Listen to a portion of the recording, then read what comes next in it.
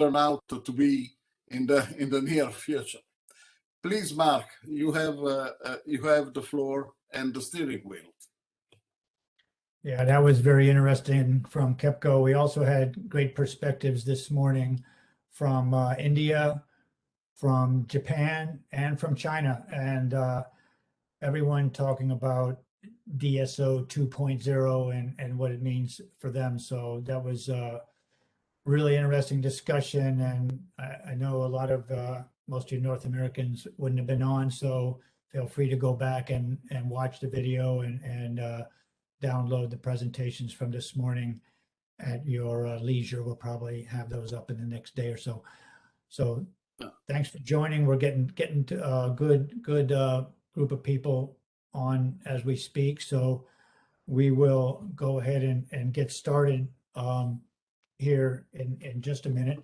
I want to encourage everyone to use the chat here. That's the way we will get your input in terms of questions and comments, and the presenters can answer your questions and comments in the chat or in the, we'll have an extended period of discussion following our presentation. So we'll go through the comments from the chat and bring those forward for that discussion period as well. So feel free to use the chat. I'll go ahead and introduce myself again there in chat so that you can check that and make sure you know how to use it. I might, Angie, are you up for going through the housekeeping rules with us? Or Kathy, whoever's doing it?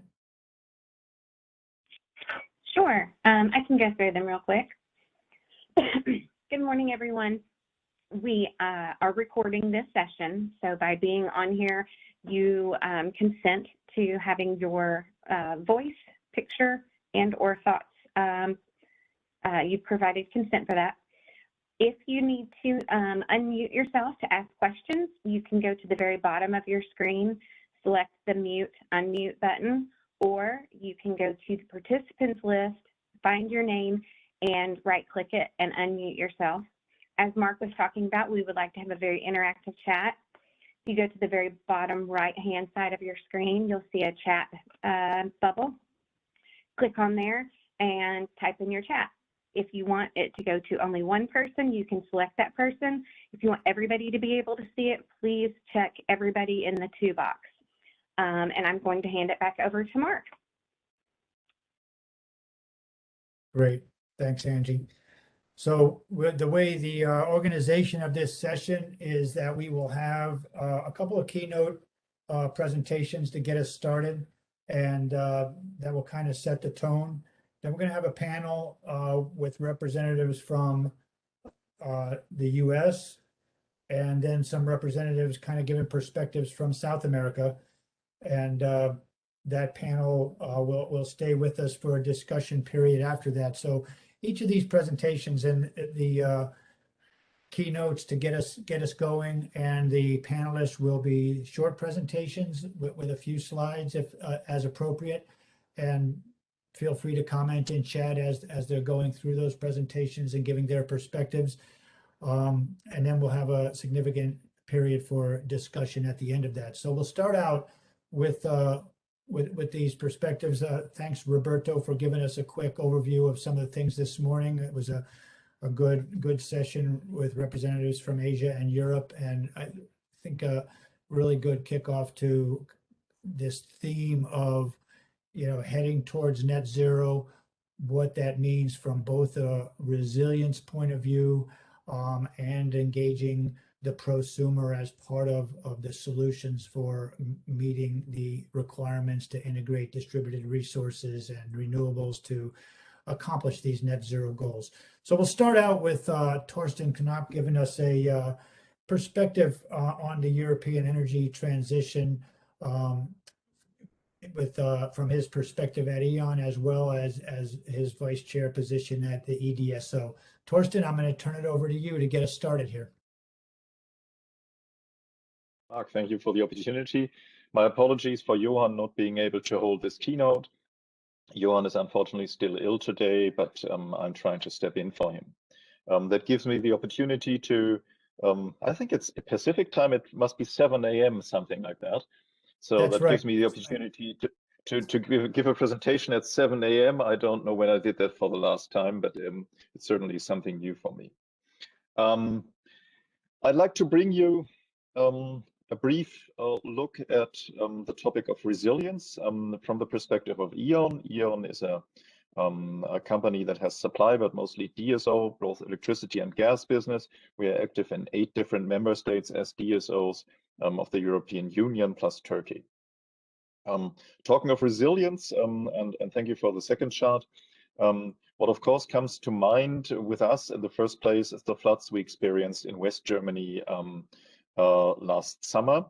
The torrential rain started on July 14th, continued up until July 16th, and interrupted from our DSO Westnets we have there. They have approximately 4.5 to 5 million connected customers, interrupted 5% of their customers. And you'll see that in the affected areas, and these pictures, of course, are trying to give you an impression of what happened, it affected everything. It affected all the voltage levels. On the left-hand side in the picture, you have a domestic installation that's low voltage. Then in the center, you have a secondary substation. And on the right-hand side, you have a completely flooded station between EHV and high voltage. So it affected all the voltage levels. And it certainly was in interruption of a degree that we've rarely ever seen before. It was really quite a challenge. What did we do? Next chart, please. So how did we react to it? Of course, we then immediately, we had more than 200,000 inhabitants unsupplied. We had 1,000 substations that were destroyed or severely damaged. We had 1,500 kilometers of flooded cables. We mobilized already on the 15th of July the necessary emergency task forces. We initiated provisional measures and mobilized, of course, also equipment from other DSO and E.ON group, mostly from Germany, but also from other countries, and also from other friends we have in E.DSO. So sincere thanks to all other European DSOs that either supplied personnel or material and helped us to address this crisis when it came up. We are very grateful for that help. We managed to reconnect more than 99% of the disconnected customers within 2 weeks. And almost all affected substations were then also working again, at least on a provisional basis. So we really went into the resupply, provisional measures, and repair. The second step, however, is that what we are currently at, where we are right in the middle, is the stabilization. We expected, and we are also seeing that we have another challenge coming up this winter, especially because a lot of repairs have been provisional only, and because there are still lots and lots of electric dryers active in the area.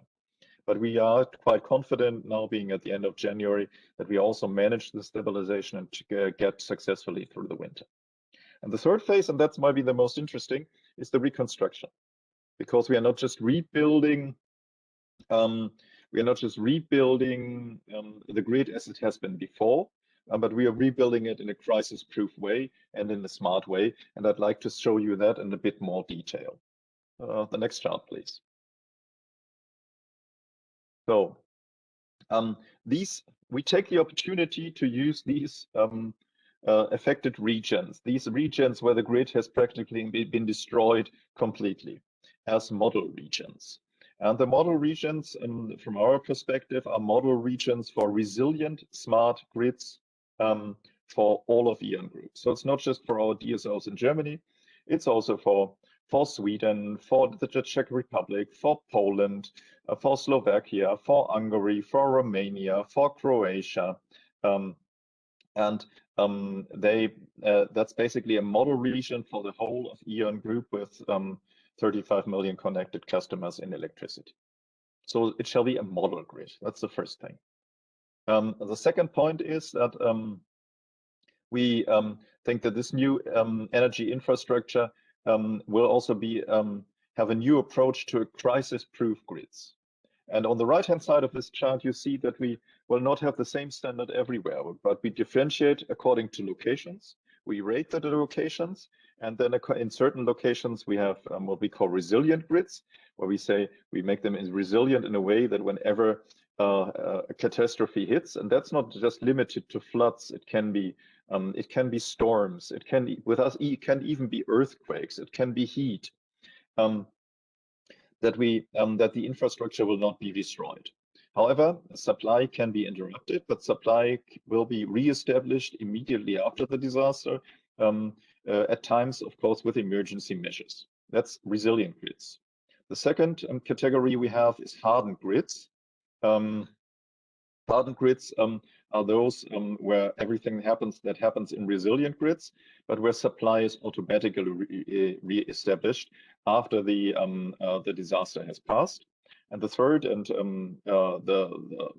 the most ambitious concept, the concept that we'll implement only in those locations that we really rate as being threatened, are secure grids. And these are, of course, where the supply is maintained during the disaster. That's our concept of our model regions and of crisis-proof grids. Then we take the opportunity not to make these grids crisis-proof, resilient against natural disasters, but we also try to make them and will make them future-proof. So crisis-proof and future-proof. And future-proof in the context of decarbonization, of course, also means that the infrastructure is ready, proactively already to integrate all these challenges DSOs face from the decarbonization effort. So it's on the production side, the integration of renewable energy resources that are volatile and distributed. And on the consumption side, the integration of higher coincidence factors, of new loads, of electric mobility, that is, it's heating, of storage, of active customers, and so on. So we'll basically make that one, make the grids crisis-proof and make the grids future-proof. And then, of course, what is the tool for all that? The tool for all this is digitalization and smart grids. Smart grids that basically enable a new way to operate grids, especially in medium and low voltage, and will be at the core of this effort to make the grid both crisis-proof and future-proof. And next and last chart, please.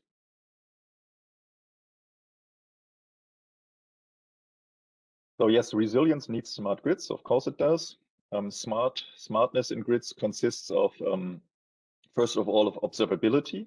We all know that the observability, especially in low voltage grids, is, well, in many places non-existent at the moment.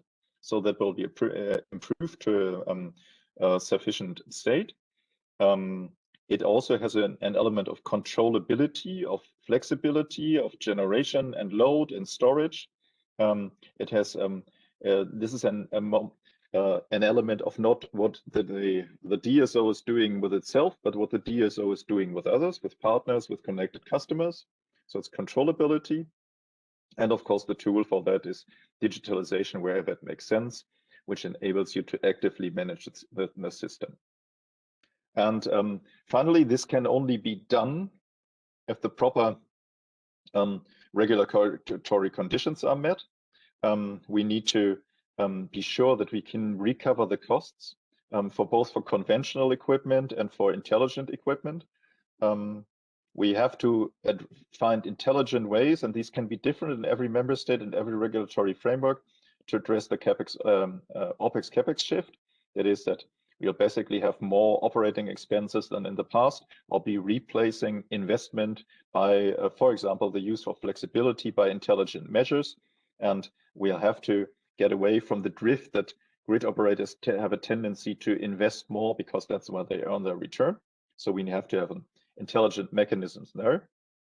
And of course, we have to be able to have an investment environment that makes all this possible at all.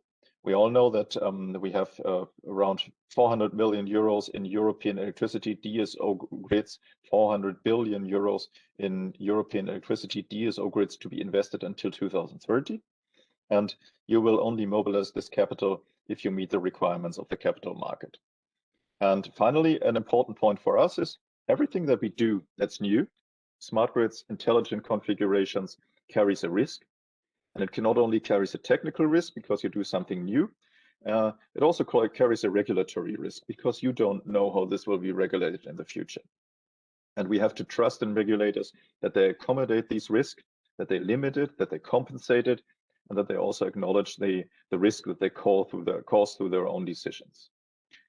So to sum it up, yes, we've experienced an unprecedented disaster, which we haven't seen at this scale for decades. We'll probably see more of them in the future due to climate change.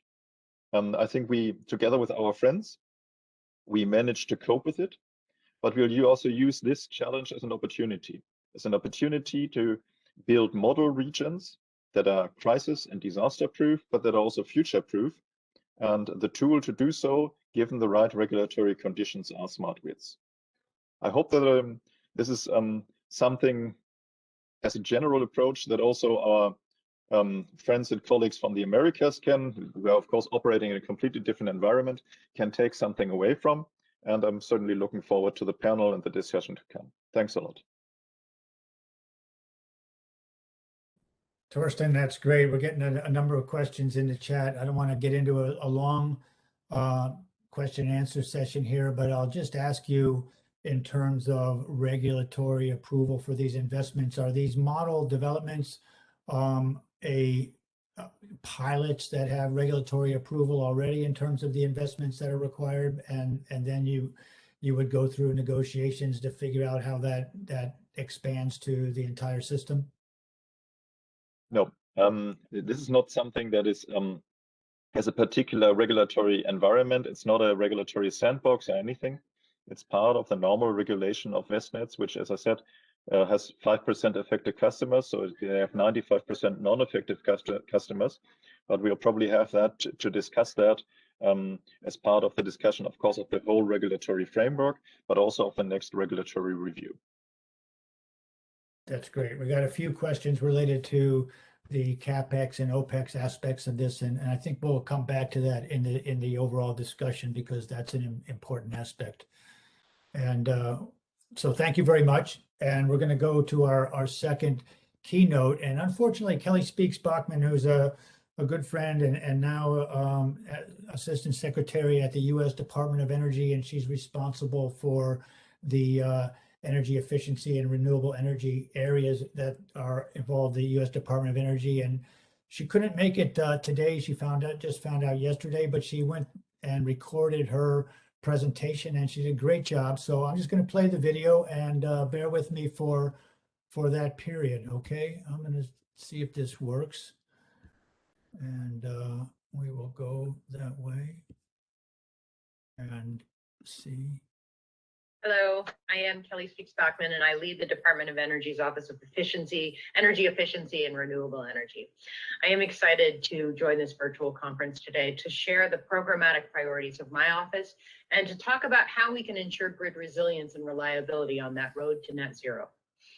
I'm sure you all recognize the urgency of the climate crisis that we all face, not as single nations or single communities, but our world at large. President Biden's clean energy goals put America on an irreversible path to achieving a 100% clean energy economy with net zero emissions not later than 2050. And here at DOE, we recognize our essential role in executing President Biden's climate mission. For decades now, DOE has been investing in innovative renewable energy, energy efficiency, and sustainable transportation technologies. Our mission in the Office of Energy and Efficiency and Renewable Energy is to accelerate the research, development, the demonstration, and the deployment of technologies and solutions to equitably transition America to net zero greenhouse gas emissions economy-wide, not later than 2050. All the while creating good paying jobs and ensuring that the clean energy economy benefits all Americans, especially workers in communities that are impacted by the energy transition and those who are historically underserved by the energy system and overburdened by pollution.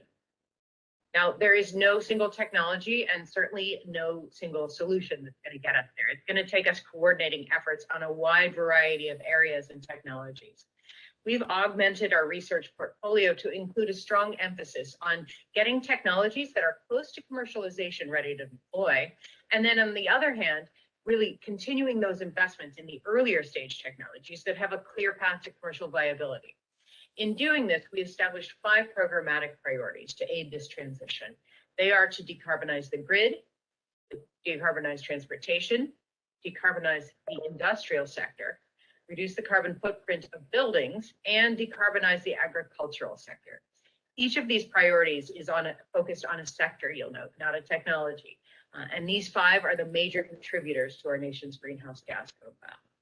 This focus on sectors rather than technologies really leads to more collaboration with ourselves, with national labs and other federal agencies, as well as with our state and local partners and private industry to make sure that we meet these objectives.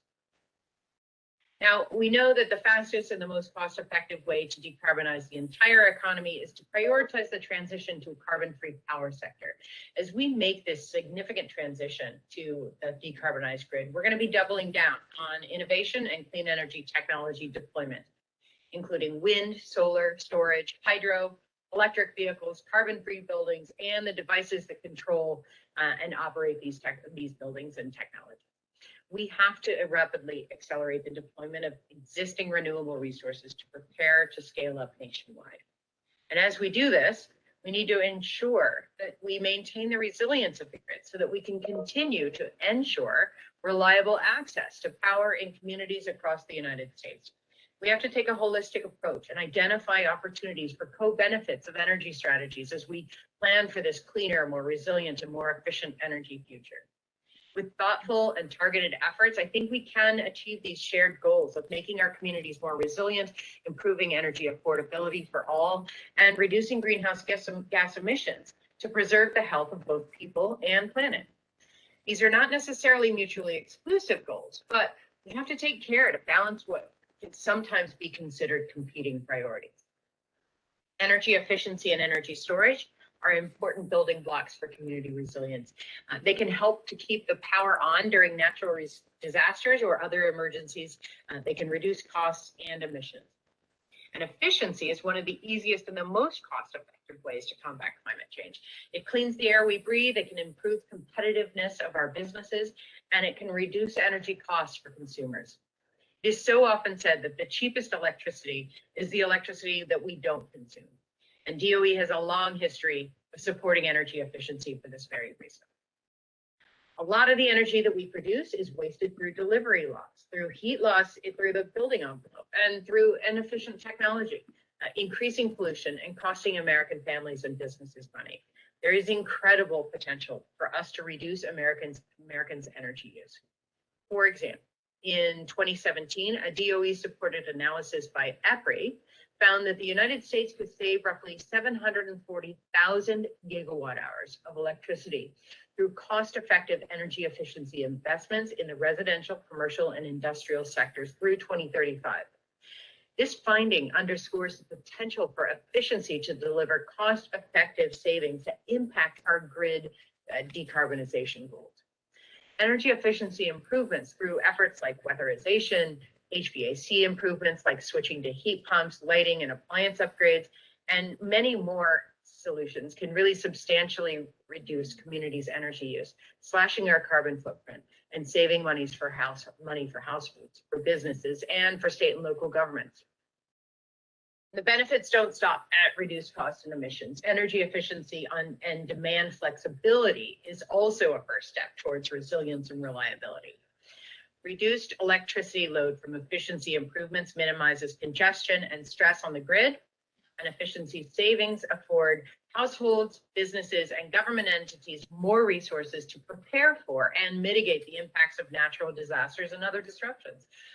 Efficiency also reduces the amount of backup power that we need to buy for our emergencies. It is a win-win-win situation here. So an example of that is one model that was developed by our office staff of a critical facility in North Carolina that showed a 20% energy savings through energy efficiency investments, reduced the estimated upfront cost of a PV plus storage system for resilience by about $400,000. That's money in the bank right there. And on the issue of energy storage, it can similarly deliver broad benefits to communities On-site energy storage at residential, commercial, and public buildings can reduce energy costs by lowering peak demand charges. It can reduce carbon emissions by allowing for storage and use of intermittent renewable power from wind and solar at the same time. Another benefit of storage is improved resilience, of course. As many communities are experiencing harsher and more frequent natural disasters and associated power disruptions, storage and backup power are more important than ever. Energy stored on-site can meet some or all of those power needs for households, businesses, and critical community facilities when they lose power from the grid because of these natural disasters or other events that are happening more frequently and with more severity. Critical facilities like hospitals, emergency operations centers, police stations, and the communities that they serve are especially important beneficiaries of this distributed energy storage and generation concept. These facilities provide critical services that require continued operations during these natural disasters or malicious attacks that disable the grid many times. In many communities, schools or other large public buildings also serve as emergency shelters for prolonged recovery periods, and storage systems can help ensure that these shelters can maintain operations during those periods, even if it's just being able to refrigerate folks' medicines. Efficiency amplifies the benefits of storage systems by reducing facilities' energy needs and allowing scarce resources like fuel to be allocated elsewhere. So, as we work to decarbonize this global economy sector by sector, we have to put our communities first. We need to ensure that we leave no community behind in this transition. Efficiency and storage are important tools for ensuring community resilience, even as the grid shifts to flexible and smarter energy mix, and as our energy mix and our energy demand continues to change. This secure and resilient power grid is more than just keeping the lights on. It's really vital to preserving our nation's security, our economic prosperity, and the livelihood of all Americans. It means money saved for families who have more efficient homes capable of withstanding hotter summers and cooler winters. It means new businesses with good paying jobs created by the entrepreneurs who can help every pocket of the country meet our sustainability goals. And it also means safeguarding the nation for future generations. So I really appreciate your time and your attention today, and I appreciate the partnership that we are offering and that we accept on behalf of the Energy Efficiency and Renewable Energy Office. So thank you very much.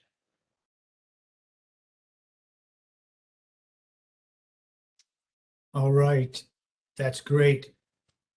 Kelly comes from a background of running the Alliance to Save Energy and then the Energy Storage Association, so you can see the themes of both energy efficiency and energy storage coming through in the priorities at DOE as well. And I think one of the other exciting things about the Department of Energy's activities right now is they are definitely taking a more active interest in collaborating internationally. So I'm looking forward to that. We work a lot with the lab at NREL, and they helped form the group called the Global Power System Transformation and are very much engaged around the world.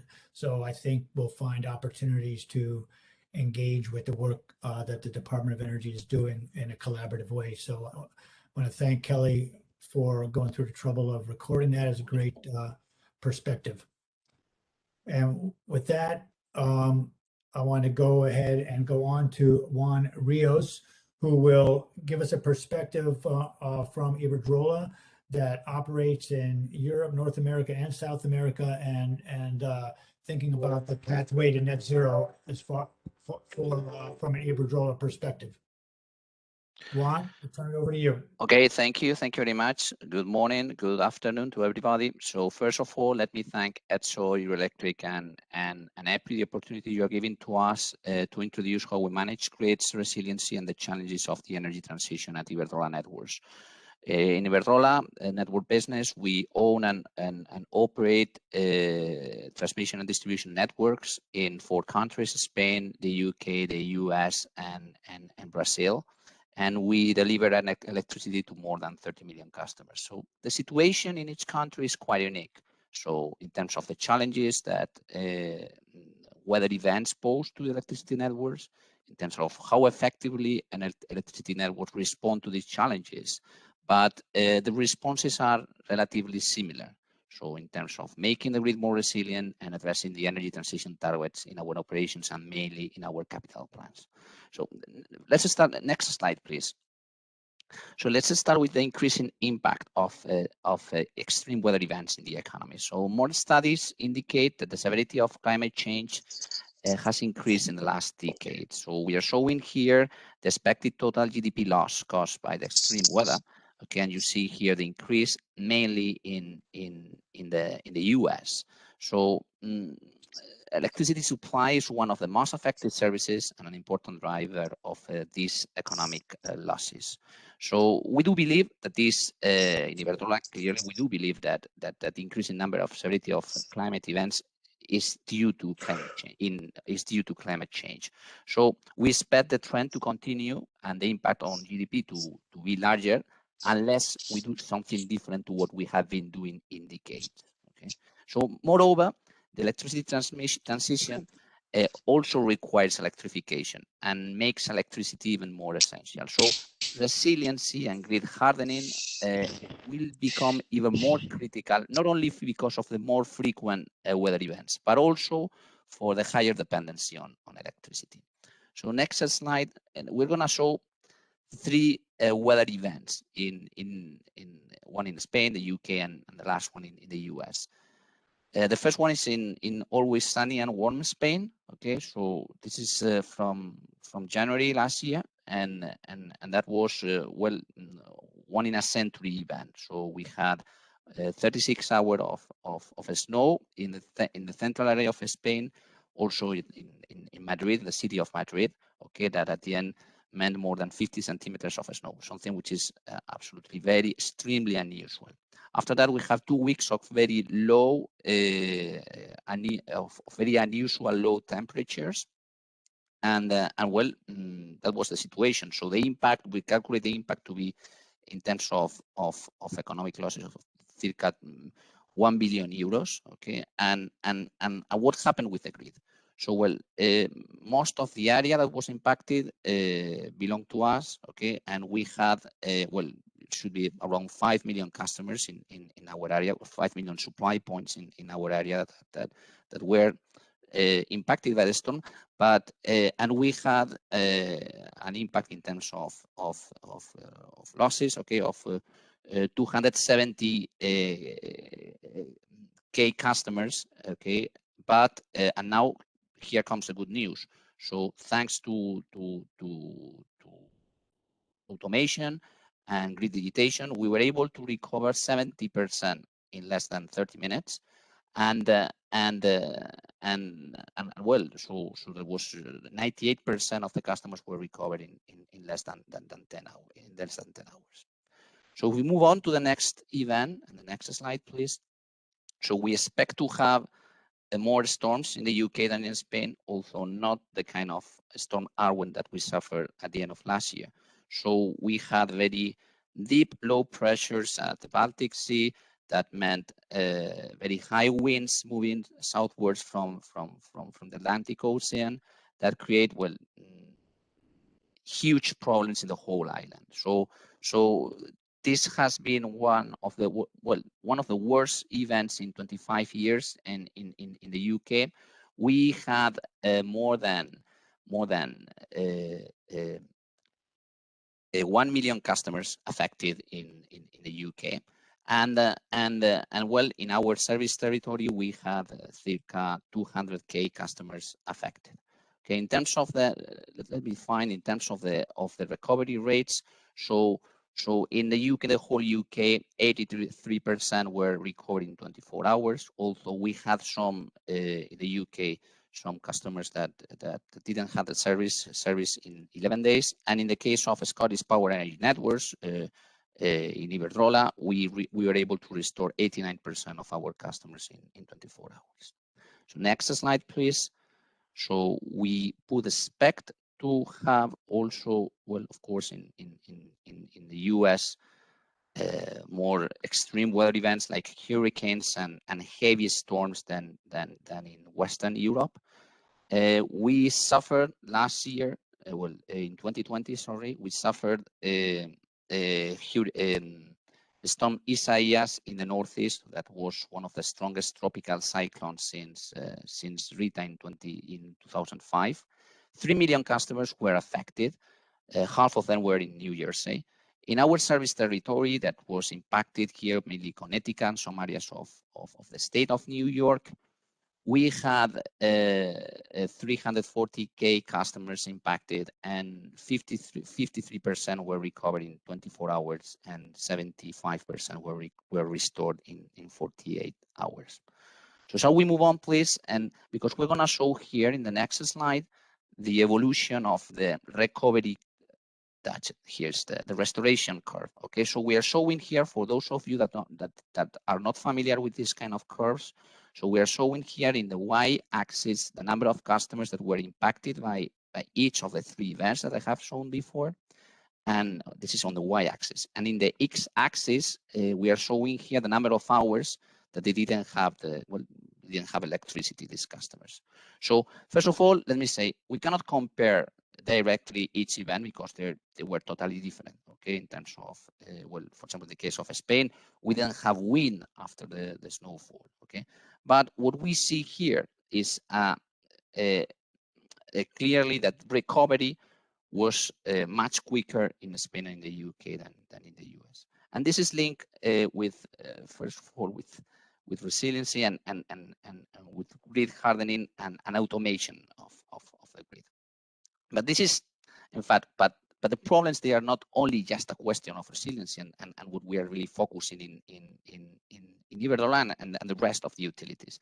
So electricity grids must be ready for the energy transition. That means we need to cope with more integration of renewables at the distribution grid, electrification of transport and heat, and clearly customer empowerment.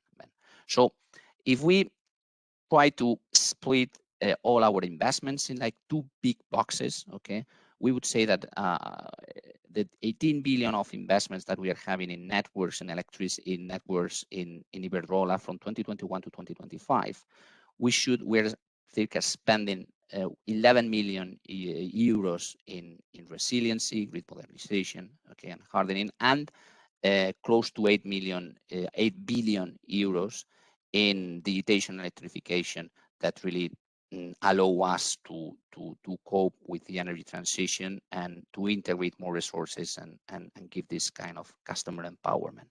So if you see also in terms of the areas, there are very significant investments in the four countries where we operate, but it's worth noting the weight of the US, mainly due to the weather events, to the severe weather events, and also the situation of the grid. And finally, the next and the last slide, okay? So please. Thank you. So, well, the greater dependency of society on electricity increases the importance of resilience. Of course, large investments will be needed to enable the energy transition, also a net zero in 2050. But the current situation in each jurisdiction, we must recognize, is different because, as we said before, weather events, the kind of weather events, and the situation of the grid. So right now, our focus in the US and Brazil is resiliency and also digitalization, and everywhere in the 4 countries, also our focus is on being able to cope with the challenge targets of the energy transition. The good news here is that there's a clear regulatory implication that is moving in the right direction. And we can put some examples in terms, for example, the use of EU funds for grid reinforcement for ultra-fast charging stations in Spain and grid digitalization, or the Green Recovery Fund in the UK that gives a clear signal for the next price control of that we must address the challenges of net zero at electricity networks, or the bipartisan infrastructure bill that recognized in the US $15 billion in resiliency and smart grids, or also the resiliency and compensation bill, for example, in New York, and also we have another resiliency bill in Connecticut, or the new regulatory framework in order to promote digitization of networks, integration of distributed resources, demand response, and microgrids in Brazil. So as I said in the beginning, each country is in a different situation, but solutions are very similar. What is absolutely the same everywhere is the need of a frank partnership between companies and regulators to have resilient grids that are able to cope with the energy transition goals. Thank you very much.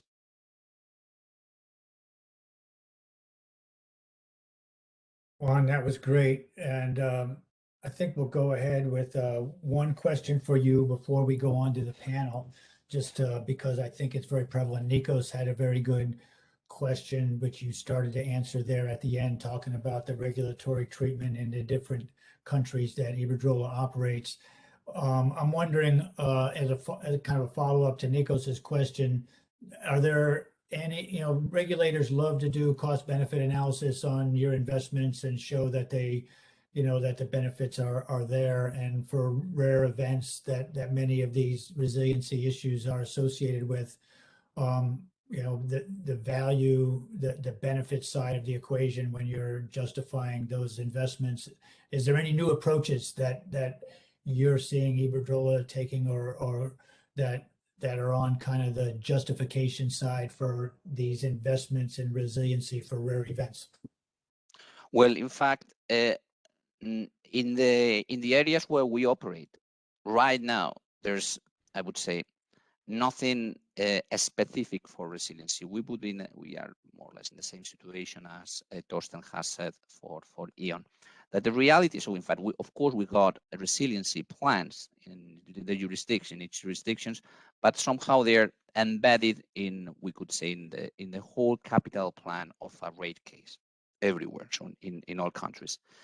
What we have now, and this is quite new, for example, in New York, is the Resiliency and Compensation Bill that establishes some kind of penalties for if we are not able to recover customers in more than 72 hours and well, several things, but also put the obligation, this is very positive, the obligation on electricity companies, on utilities, to work on a vulnerability analysis that would have to be delivered in 18 months. And this vulnerability analysis, of course, will come with solutions, with a capital plan. So this bill allows us to, well, once approved, this capital plan, we will start investing on that, and automatically will be recovered, well, supposedly automatically will be recovered in rates. So this kind of a specific mechanism for resiliency, well, we're starting to have that in New York, but we don't have that in the rest of the jurisdiction where we operate. On the other side, this also addresses what we have seen before. So that the situation is not the same in Western Europe than in the US because of weather events, and second, because also of the current situation of the infrastructure, which is older and with more age in the US than in Europe. Great, thanks. I'm sure we'll be coming back to that question and a few others that are associated with this resilience issue as well. So really appreciate that one. Great setup. We're going to go on to the panel session part of this and get a perspective from a number of panelists, 4 different panelists from North America, and then 3 representatives from South America. And we're going to start with Lawrence Jones. Lawrence is a good friend from EEI, in charge of EEI International. I just had a big event yesterday, and I really appreciate Lawrence joining us to kind of give us a perspective of what EEI is seeing around the world as utilities try to develop their vision for net zero and how they're going to go about that. Lawrence? Thank you, Mark. Good morning, everyone. Good afternoon or good evening. Can you hear me, Mark? Sounds fine. Sound great. Great. Well, thanks for having me. I just want to briefly just say a few words on this topic before, just for those who don't know, Edison Electric Institute, we represent all investor-owned utilities in North America, in the US, and we also have an international program with about 6 to 7 members operating in 90 countries. I'm going to keep my remarks general, and I noticed that after me, we'll have several EEI members speaking. Matt Ketchke from Con Ed, and also Vishal from Southern California Edison. So I won't spend too much time on the US because I think they'll do a good job. But I just want to put things in context and respond to what I've heard thus far. Earlier this week, I was able to participate in an event we organized with 3 authors, and their book was entitled "A Brief History of a Perfect Future: Inventing the World We Can Proudly Leave Our Kids in 2050." So as I was thinking about the topic of the day, I kept asking myself, how do we invent the grid that we can leave our children in the year 2050? And the book actually talks about some of the things that are driving our industry that is relevant for this conversation. Primarily, they get into this issue around the fact that everything is getting cheaper.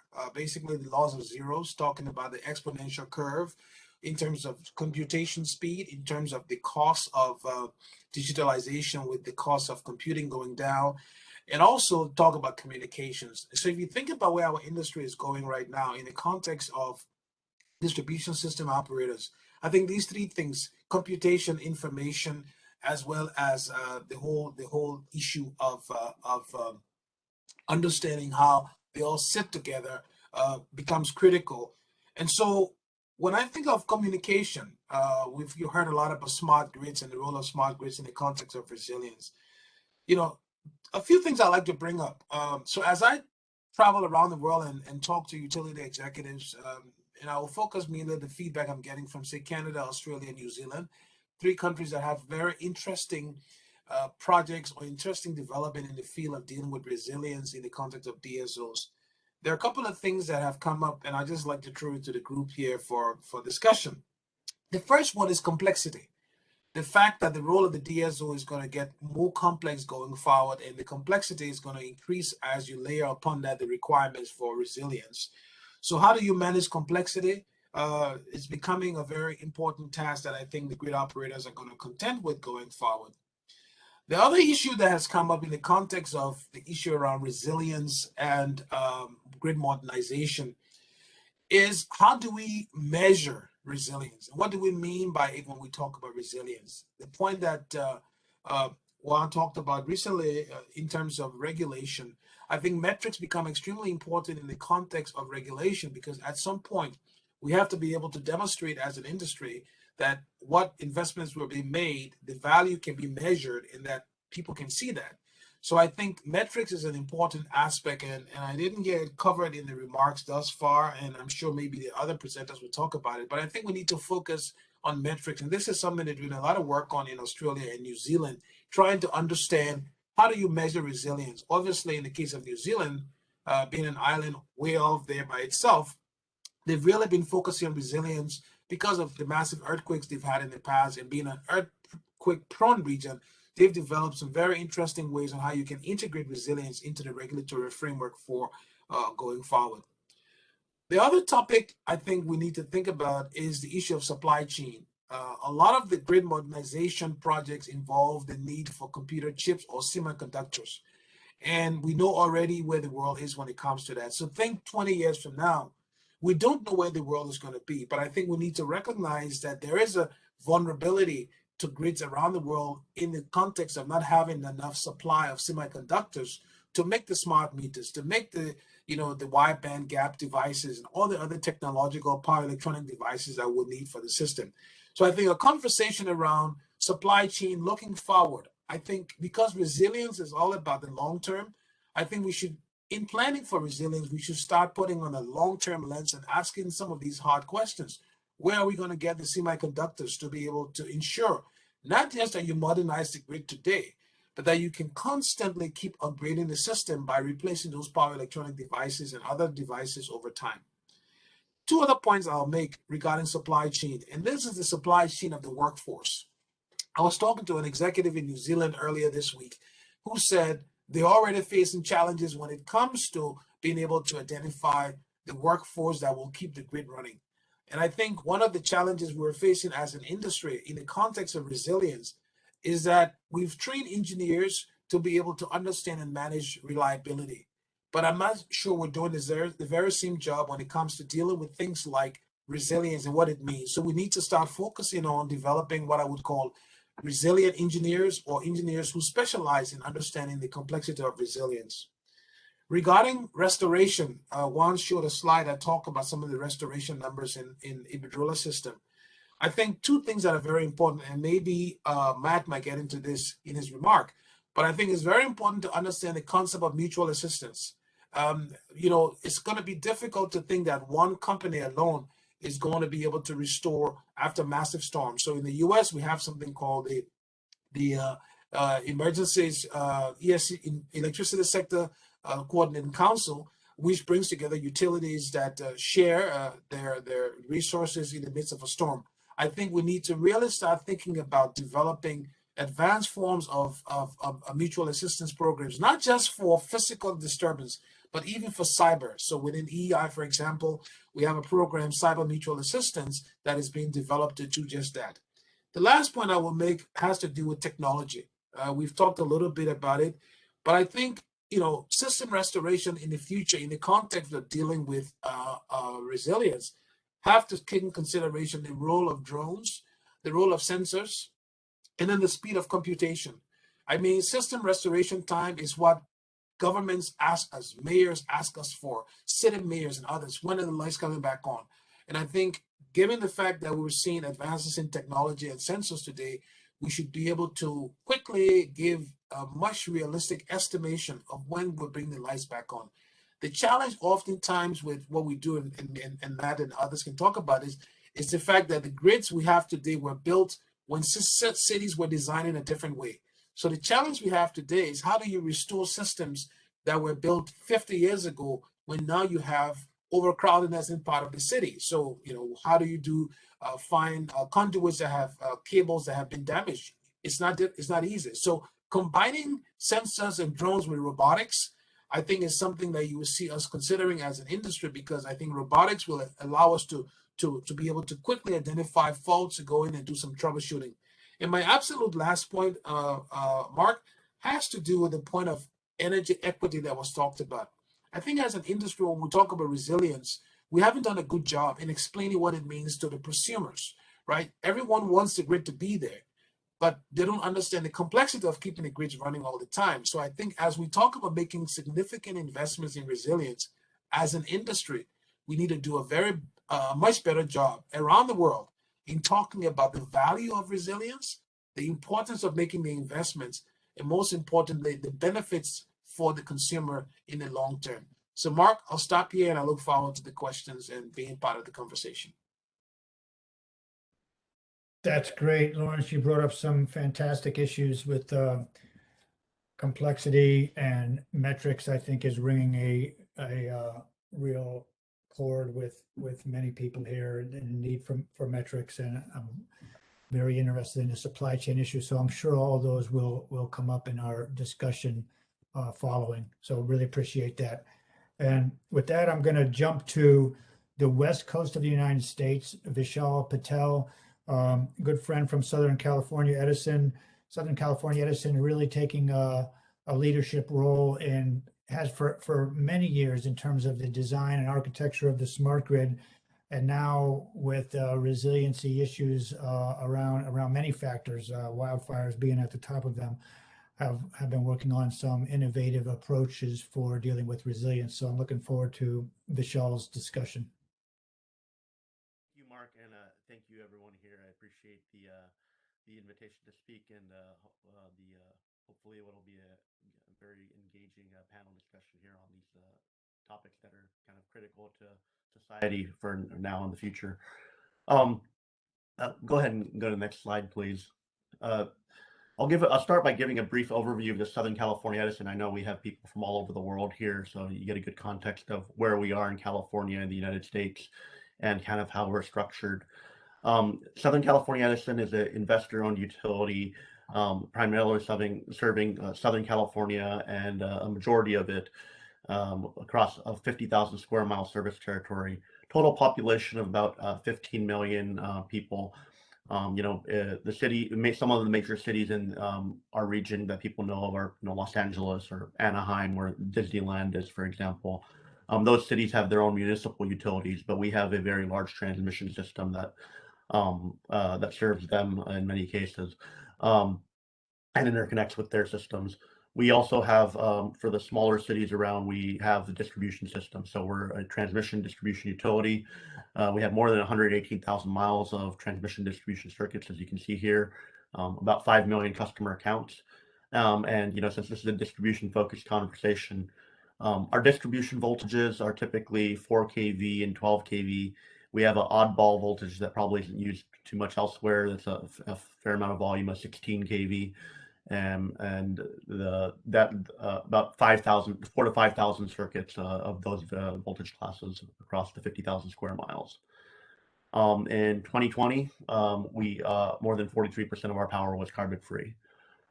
We're part of the California Independent System Operator. You can think of them as our TSO. And we're one of 3 independent investor-owned utilities that participates in the California ISO there. And we're in the western part of the United States. So we have different regions, and so you can see there on the graphic towards the right. Other panelists will be from the east, and so they might have a perspective there. But different geographies in the west, the large cities are much more spread apart. And the southern load centers are different, spread apart there, and a little bit different in the transmission topology. In the east, you have a lot more density, even in the major cities, and the cities are closer together. Let's go ahead and go to the next slide. Southern California Edison is in California. California is very progressive and has been aggressive at trying to shift towards renewables and try to be ahead of the curve on a lot of these climate efforts. By 2020, we were supposed to hit 1/3 of our power coming from our renewable portfolio standard, is what we call it here, clean energy. You think of it, Edison met that. By 2030, we have to have 60% of that target there. We're on track to meet that. We've got a significant amount of solar and wind and energy storage that's built out in our kind of service territory here and being interconnected. And by 2045, ultimately 100% carbon-free power.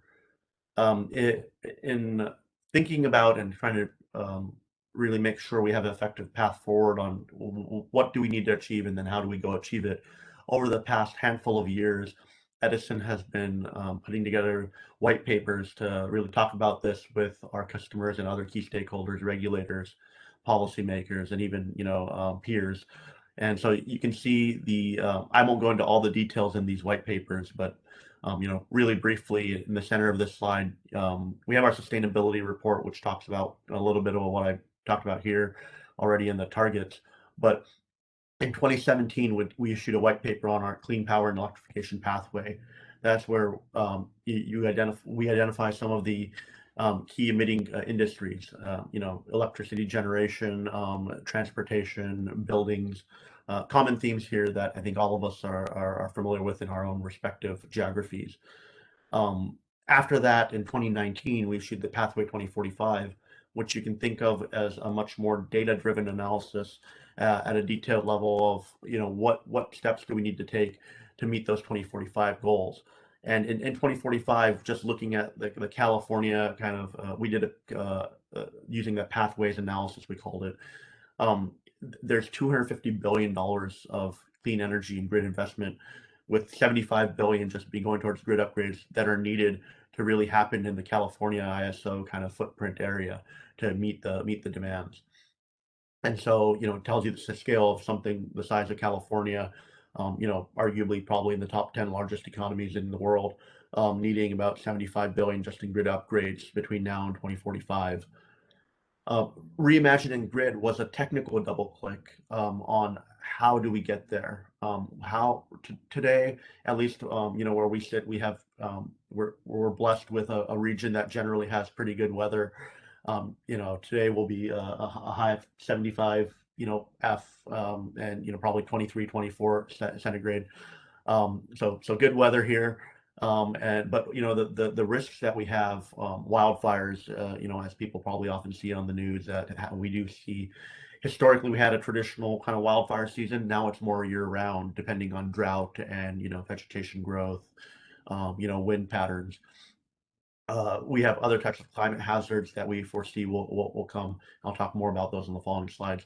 And so what that really drives is we've gone for economies of scale and having a more ubiquitous and uniform design of the grid, of the distribution system across our territory.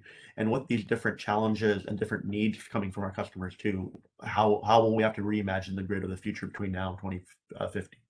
So that's what the Reimagine the Grid talks about. And Mind the Gap is most recently, Reimagine the Grid was in 2020. Mind the Gap was in this year, or actually I should say last year, sorry, 2021. I realize we're in 22 now. But Mind the Gap talks about the policy changes that need to happen at the state and federal levels here in the United States in order to kind of meet the goals that have been set out, even if the technologies and the execution capabilities there. Lots of challenges that I agree with everything that's been said by our keynote speakers and the prior panelists. You know, a lot more here, but I'll save that for question and answer. Let's go ahead and go to the next slide. So how is the grid changing? There's so many different ways all happening concurrently. But with the customer, we really see a significant adoption of DERs. I know a lot of this can be driven by the regulatory kind of policy or paradigm that you have in each respective jurisdiction. But here in California, we've always been one to embrace DERs in the past few decades here. And you know, for example, our system load, I think I mentioned on our first slide, was about 24 gigawatts, on a peak day in the middle of summer. We're definitely a summer peaking territory, and we have at least 2 to 3 gigawatts worth of rooftop solar on residential and commercial properties here, and hundreds of thousands of customers of those 5 million that have those DERs. Energy storage is kind of ever increasing, but what we see because of electrification and in our service territory, we have the Port of Long Beach. There's a neighboring port, the Port of Los Angeles, but a lot of that that's one of the largest ports in the United States. A lot of the container traffic for imports from Asia come through our service territory with the highways that come through there. So transportation electrification, specifically heavy duty transportation electrification, will have a significant impact on our territory because of the very concentrated nature of that load and the magnitude of it. More and more, one thing that we're worried about, and this is probably a topic that's towards the heart of Mark McGranigan here, power quality will become a big issue that probably none of us can imagine how it really will impact, with everything becoming more and more inverter based, whether it's the generators themselves and the resources or the loads such as EV chargers, how harmonics going to come into play, etc. Overall, I think the common theme here is electricity is going to be the fuel of choice for society, and so we already have a good obligation, a significant obligation, to make it reliable, but even more so than what we have today. So the customers are going to need more from us. Supply, integrating higher and higher levels of renewables. I think intermittent is one key new issue, different from the dispatchable resources we had with fossil fuels. Far from load centers is not new for some an entity like Southern California Edison, where we've always been an import-dependent utility. But I think it's going to be even more so because as you retire plants on the coast that may have used ocean water for cooling, and we go away from gas, it's harder to build large solar plants in dense urban areas. So the extent of far from load centers will increase. Won't go through all of these. I know there's common things amongst many of our presentations here, but I'll skip to climate. And each of us in our respective geographies will have unique technical challenges and unique climate challenges. For us here in Southern California, it's going to be extreme temperature, wildfire, and in certain areas when we actually do have significant precipitation events, flooding.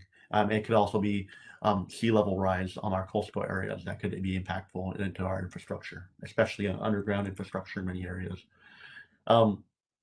And so, yeah, a lot of challenges all happen coincidentally here.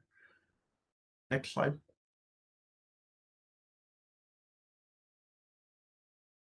This is a kind of a technical deep dive on what we talked about in our reimagining the grid. I like to call this the layer cake on the left here.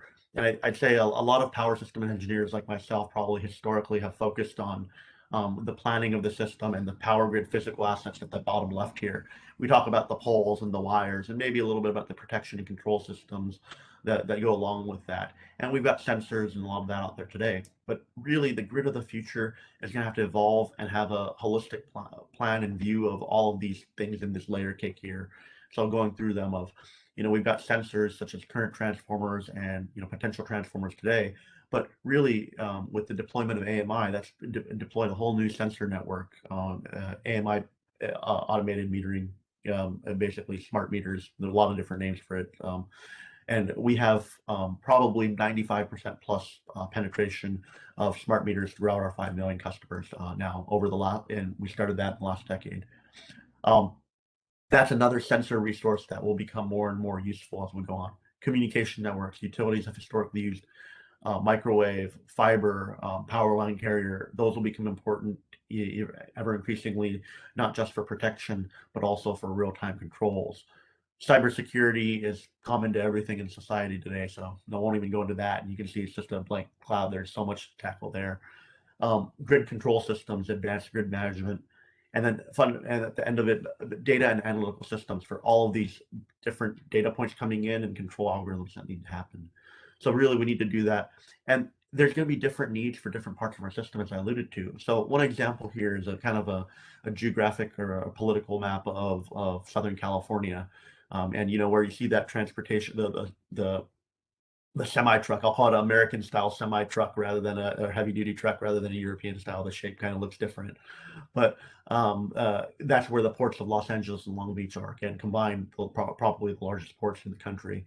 And through this freeway network, the goods go through to the rest of the country, and rail networks also.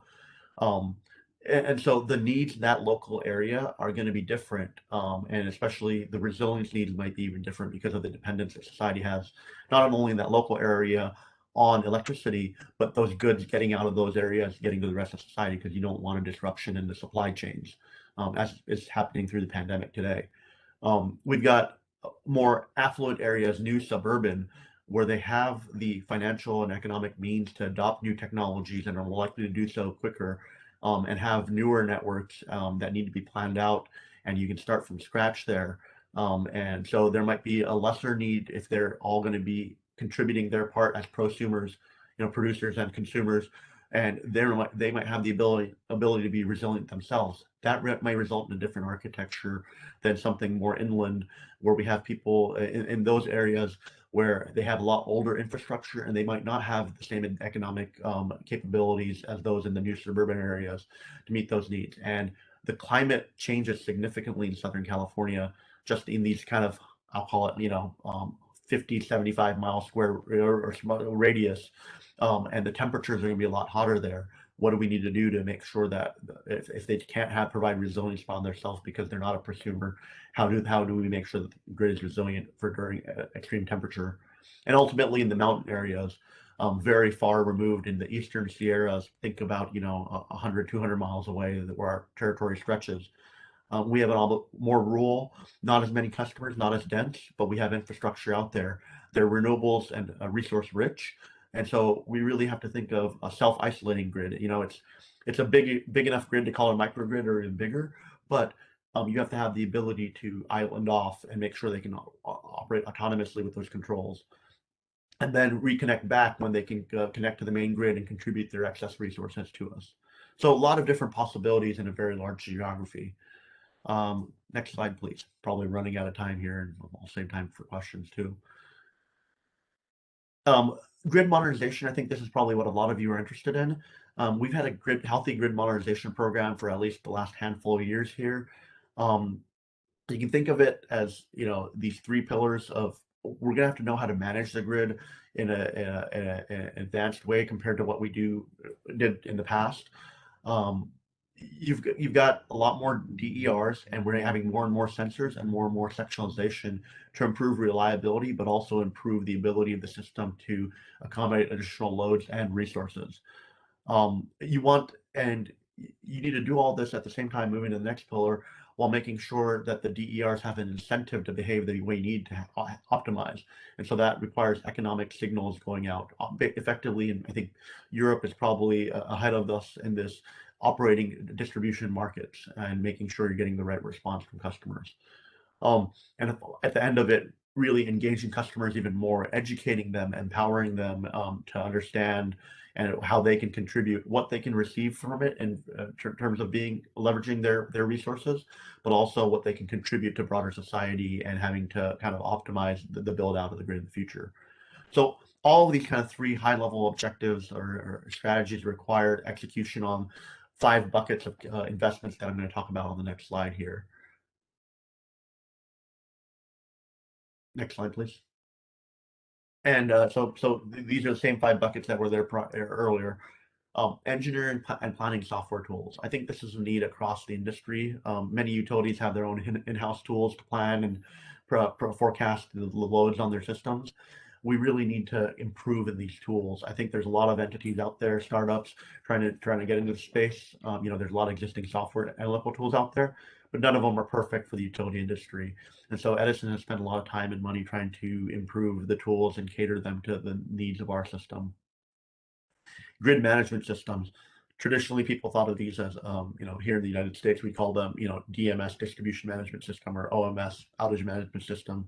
We have something that combines a lot of these with DERMS, into advanced grid management systems, but it's really getting the operational capabilities for SCADA and control to do all of that. Communication and cybersecurity, I think that's fairly self-explanatory, but all of that is foundational and essential, whether it's wireless communication technologies or fiber or copper, and then the cyber that goes along with that to make sure that there aren't nefarious things happening. Automation, increased amount of switches and sensors going out onto this system, and those circuits even at the circuit level, and could be at more granular levels in the future. And DER hosting capacity reinforcement. This is really, we have an obligation as the distribution provider here in Southern California that as customers adopt more and more DERs through retail tariffs and regulatory incentives that are created for them, we have to create a system that's not just driven by load and reinforced to handle the load and power going from the transmission and distribution systems to the customers, but also able to accommodate whatever level of DERs our customers want to build out and push that power back to other customers throughout our network. I'm sure many of you are curious about the bottom line question of the dollars. I don't have it on the slide here, but over a 10-year period in each of these categories between 2015 and 2025, I'm giving you rough kind of timeframes in dollars here. Each one of these categories is anywhere from the low hundreds of millions to the multiple hundreds of millions of dollars that Edison is spending throughout our 50,000 square mile territory. Next slide, please. And I failed to mention, we're about halfway through that 10-year kind of that I quote. We started in 2015, and we've got plans out to 2025 with our regulators. Last but not least, I know I said a lot here, and a lot of common themes amongst all of us. Planning, design, and operations are all going to have to evolve, and system-wide standards, though one fits all, is probably not going to work anymore. And I know there's already many of us changing that throughout the world. Definitely localized needs are going to play in. One thing that I think we know that we need to get better at is the certainty of forecasting is not very certain at all. We need to improve our forward radar around the technologies that are coming. The advancements in EVs are probably going to be the most significant, in my opinion, and the most salient thing. Heavy-duty transportation electrification is what I'm probably most worried about. Forward radar, so looking at what's happening in that technology space with end-use devices, end-use consumption, but also DERs, energy storage, advancements in reduction in cost, and also preferences of customers and society as a whole. One thing that's really telling about, I was involved very deeply and kind of led our reimagining the grid effort at the time in a different role at our company. And when we started that effort, it was late 2019, early 2020. We had no idea a pandemic would be coming. We were thinking society was going to urbanize more and more, and that was the trend. The pandemic has happened, and now we're all attending this conference remotely. So the patterns of our customers are going to change. Going from deterministic to risk-based and probabilistic or scenario-based planning. Recognizing the difference in different parts of the system. I think I've talked about that. Most important of all, which everyone's talking about, flexibility and greater resiliency, especially around climate change and changes in consumer consumption. So, no, I said a lot there. Apologize, Mark, if I had taken up a little bit more time than I was allotted, but hopefully that was helpful to everyone on the Southern California view. We only let you have the extra time because the material is so critical. So you've raised a lot of issues. You got some great comments in the chat, which you might jump on and take a look at yourself. And we're going to bring some of those forward to the discussion afterwards. A lot of questions related to integrating local energy communities into the planning process and how markets can work at the local energy community level. And we may come back to that and how that plays into resilience question. In the meantime, I want to go ahead to Matt Ketchke. No, I'm sorry. Paul Gogan is next. And the reason that I tagged Paul is because they've got a great investment program looking at undergrounding and the impact on reliability. And I thought it was critical to have a perspective in our panel on kind of traditional investments and the importance in those traditional investments in maintaining reliability. We kind of got that from Torsten's introduction and hardening the grid aspects that have come up since the floods in Germany. But I think Paul can give us a good perspective here. Paul, I'm going to turn it over to you. Sure, and you're going to work the slides here. Yeah, we'll move the slides for you. So I'm the director of electric distribution asset management at WEC Energy Group. Next slide. WEC Energy Group is electric and gas just generation and distribution utility. In this, we have 3 utilities that are electric utility, We Energies, Upper Michigan Energy Resource Company, and Wisconsin Public Service. We do also own a large stake in a transmission system in Wisconsin, and it's the American Transmission Company. So next slide. So our electric utilities are some of the most reliable utilities in the nation and the world. We Energies has been named the most reliable utility in the nation 2004, 13, and 17. Wisconsin Public Service was recognized in 2019 for the outstanding reliability performance for a mid-sized utility, and in 2021 was identified as the most improved utility in the nation. So again, next slide with some of the trends that we were looking at and the importance of it. Some of these were highlighted in the previous ones, but we're seeing increasing material and labor costs. We're seeing cost increases on transformers almost every day. The core steel is a big issue. Domestic core steel manufacturers going out of business. Current core steel manufacturers are getting requests to convert the core steel production to steel production that's used in electric vehicle motors. So on the supply side issue, there's the heavy demand on that, and we're seeing huge lead times going out on transformers and associated equipment. And also labor. The whole labor supply market is a big issue. Energy efficiency is decreasing load. So in some places, we're seeing with the new lighting standards and everything that and insulation standards that energy efficiency is decreasing load. However, we see targeted local load growth due to electrification. So we see electric vehicle penetration, not so much as California, but we're seeing it come as more internal combustion engine manufacturers get out of the production of ICEs and go over to electric vehicles. And then also we're seeing heat on space heating. We see that space advanced heat pumps are now available that allow efficient heat production without the use of resistive heating all the way down to minus 23 degrees Celsius. So that's going to have a big impact on our system. And then as we talked about before, high emphasis on customer satisfaction and reliability. More and more people are relying on electricity now that they work at home or work remotely or count on electric vehicles. All those factors are targeting to higher importance of electricity.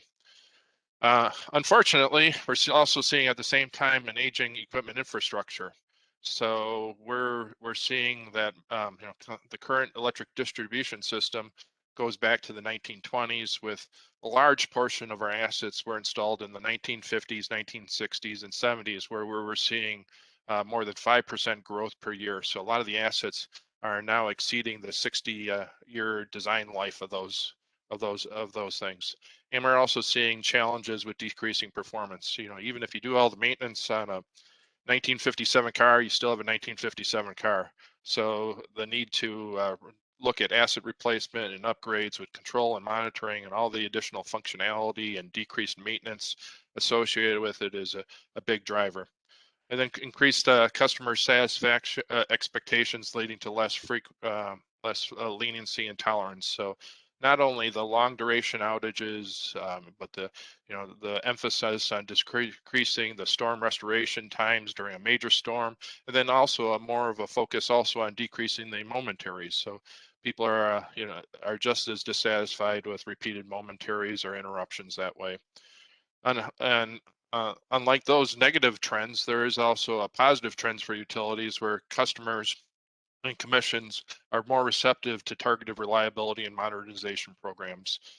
Customers indicate that of all the utility investments that are possible, they are more willing to invest in distribution than any other utility investments, whether it's generation, transmission, or metering. Next slide. So a little bit about WEC Energy Group. We serve 4.4 million customers, 1.6 million electric customers. We have a $21 billion market cap. We emphasize along all of our companies world-class reliability and exceptional customer care, not only in utility, but any in market sector. We look to optimize our renewal programs, maintain a healthy asset base, and implement new technologies only in such that they're going to support the reliable and clean energy future. Next slide. So our grid modernization is really a five-fold effort. We look at the asset replacement that I talked about with the end of life. We also look at the storm hardening situations. The undergrounding is definitely a factor in that. Communication and sensors, similar to what was discussed with Southern California Edison, and smart maintenance and diagnostics. So it really creates a full floor plan that drives these, and a lot besides the aging assets, we've got other things that affect that are driving some of these storm hardening initiatives. Voltage conversion. So if we can eliminate older system voltages that are on the system. We had at one time 4 kV systems. We eliminated all that. We're looking at eliminating 8 kV systems. So as we can move and eliminate those, we eliminate losses and make the system more efficient. We also see efforts on the coast and also in the forested areas, wildfire prevention. So we can prevent the wildfires that occur in the national forest and in our areas through undergrounding and the resiliency and the hardening programs. Like similar, I think PG&E announced looking at a program to underground 10,000 miles of overhead at a cost of $10 to $30 billion. And then the question was raised, how can you afford that? And the CEO of PG&E says, how can we not afford that? Again, with storm resiliency, we're looking at stronger materials, better environmental aspects. New material and equipment developments have improved performance and decreased installation and operating costs. The other thing that factors heavily into undergrounding is that new housing and commercial developments have utilized underground services. So we look at all those, we prioritize them, each individual project. We look at it on a dollars per CMI avoided, customer minutes of interruption avoided, rank those projects, develop a budget, and we look where we get marginal return becomes zero. So where the curve flattens out, that's where we decide how we do the projects and how we invest in that.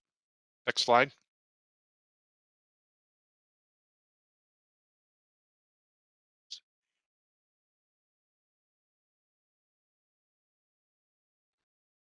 So one of the things I wanted to talk to, and I think Mark highlighted, was our system modernization and reliability projects. So this occurred at Wisconsin Public Service, where we replaced 2,000 miles of overhead with about 30% more underground systems, and was a focus on areas and feeders with the longest outage durations.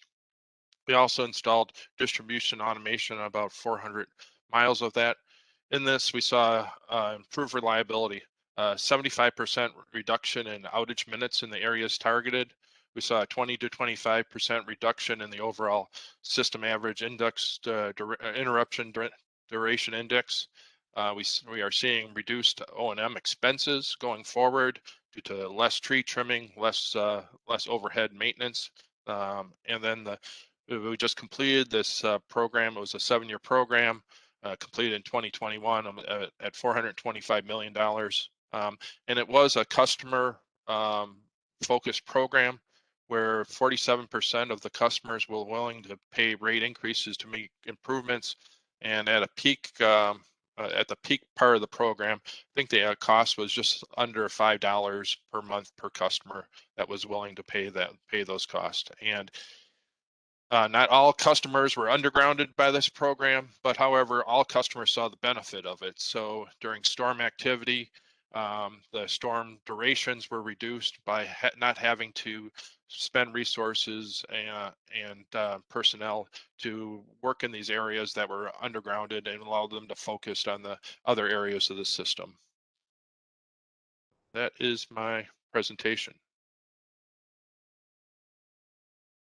It's great, perfect. That's a great perspective, Paul. I really appreciate it. And we're seeing some questions related to sensors and energy equity that will come to in the discussion. So I want to get to Matt here and have Matt give us a perspective from Con Edison, one of the most densely populated systems in the world, and also probably the most reliable system in the US. But New York has done a great job of looking at the DSO requirements of the future through the Reforming the Energy Vision, and Con Edison has adopted a whole future grid group as part of that, and I'm anxious to hear how that's going from Matt. Mark, appreciate it. So I'm going to, given the nature of the comments I saw and the questions, I'm going to really focus my comments on our role as a DSO, how that's worked and the evolution of that. We have some very similar grid modernization investments that we've been thinking about over time. I'll kind of leave those at the end and just touch on them briefly. Little background, Con Ed, as Mark indicated, we are the investor-owned utility that serves New York City and Westchester County. We are electric, gas, and steam utility. We operate predominantly in New York State. New York is a very structured market, and that we don't own generation or supply, and the transmission system and bulk power markets are operated by the New York Independent System Operator. So we are essentially the pipes and wires network company serving New York. Next slide, please. So if I think about our role as a DSO, it really goes back a decade. In 2012, a major Atlantic hurricane came up the coast and did something that Atlantic hurricanes really aren't supposed to do, which is to turn left and head west, making landfall in New Jersey, coming across the New York City metropolitan area and causing widespread damage. That was Hurricane Sandy. We had water flooding through, storm surge flooding through most of lower Manhattan. We lost power supply to about half of Manhattan, number of low-lying areas. We essentially lost about half of our 3.3 million customers in that event. Most significant, impactful storm we had ever seen in the history of our company.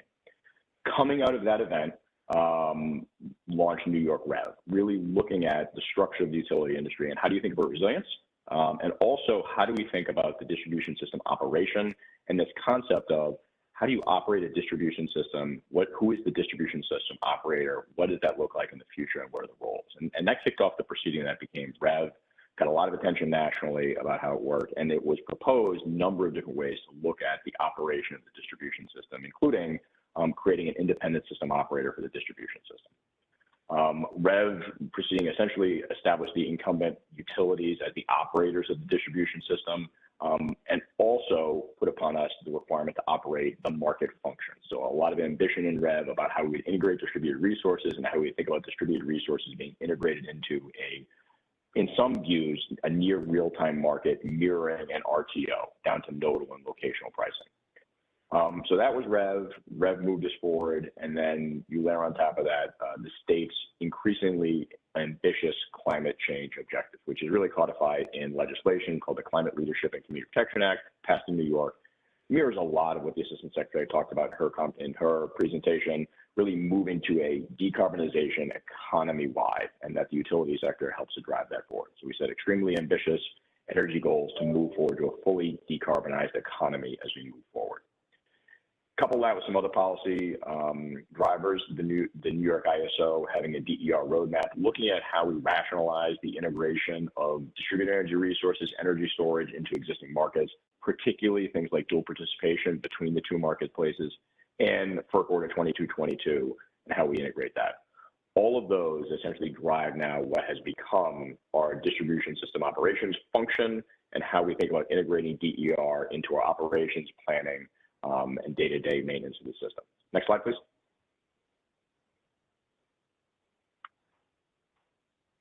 So where are we today?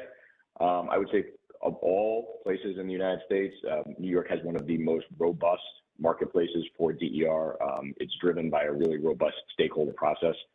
New York really insisted on looking at stakeholder engagement and how we work through this and how we work through integrating those DER resources, predominantly third-party owned distributed energy resources, integrating the system.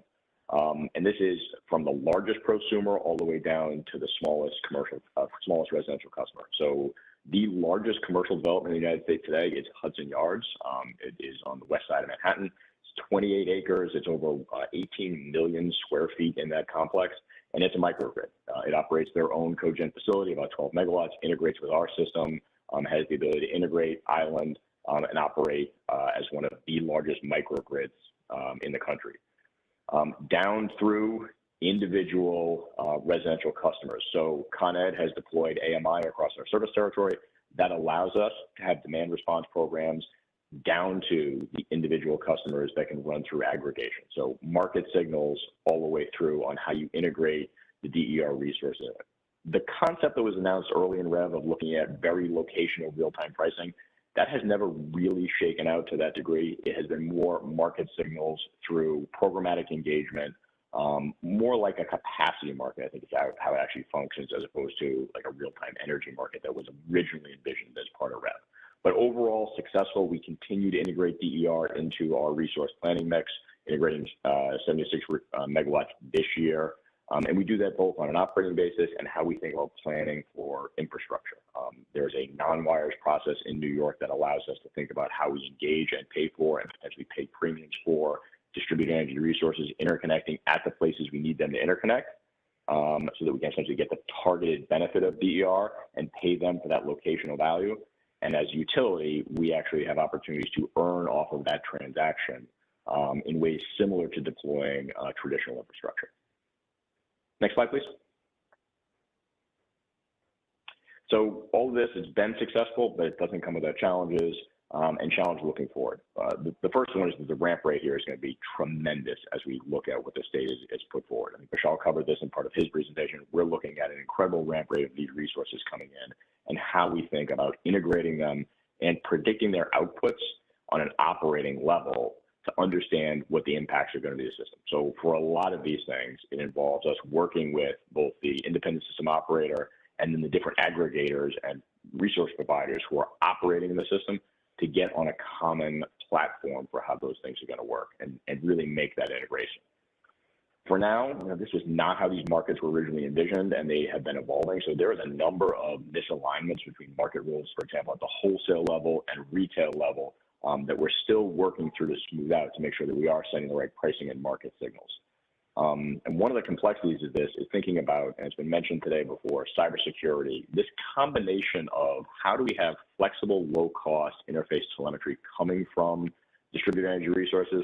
Really, you don't want to have your full SCADA control level of security on small resources that integrate back, but still have the right level of security to make sure that you're not compromising your system operation, particularly as these resources become a bigger piece of your overall resource mix. Next slide. So where does that put us today? Our operating responsibilities, well, the biggest one is essentially bridging the gap between the transmission system operator, the bulk system operator, and day-to-day distribution system operations of maintaining reliability and integrity of the system. Balancing those resources and facilitating the transactions on a day-to-day basis, and prioritizing conflicts that occur. particularly as you see larger and larger resources coming on, larger dispatchable resources. I made the example of Hudson Yards and think about how we coordinate with them when they're on, when they're off, when their interconnections are, when they're going to be interconnected, when they're going to be disconnected, and when they're looking to export.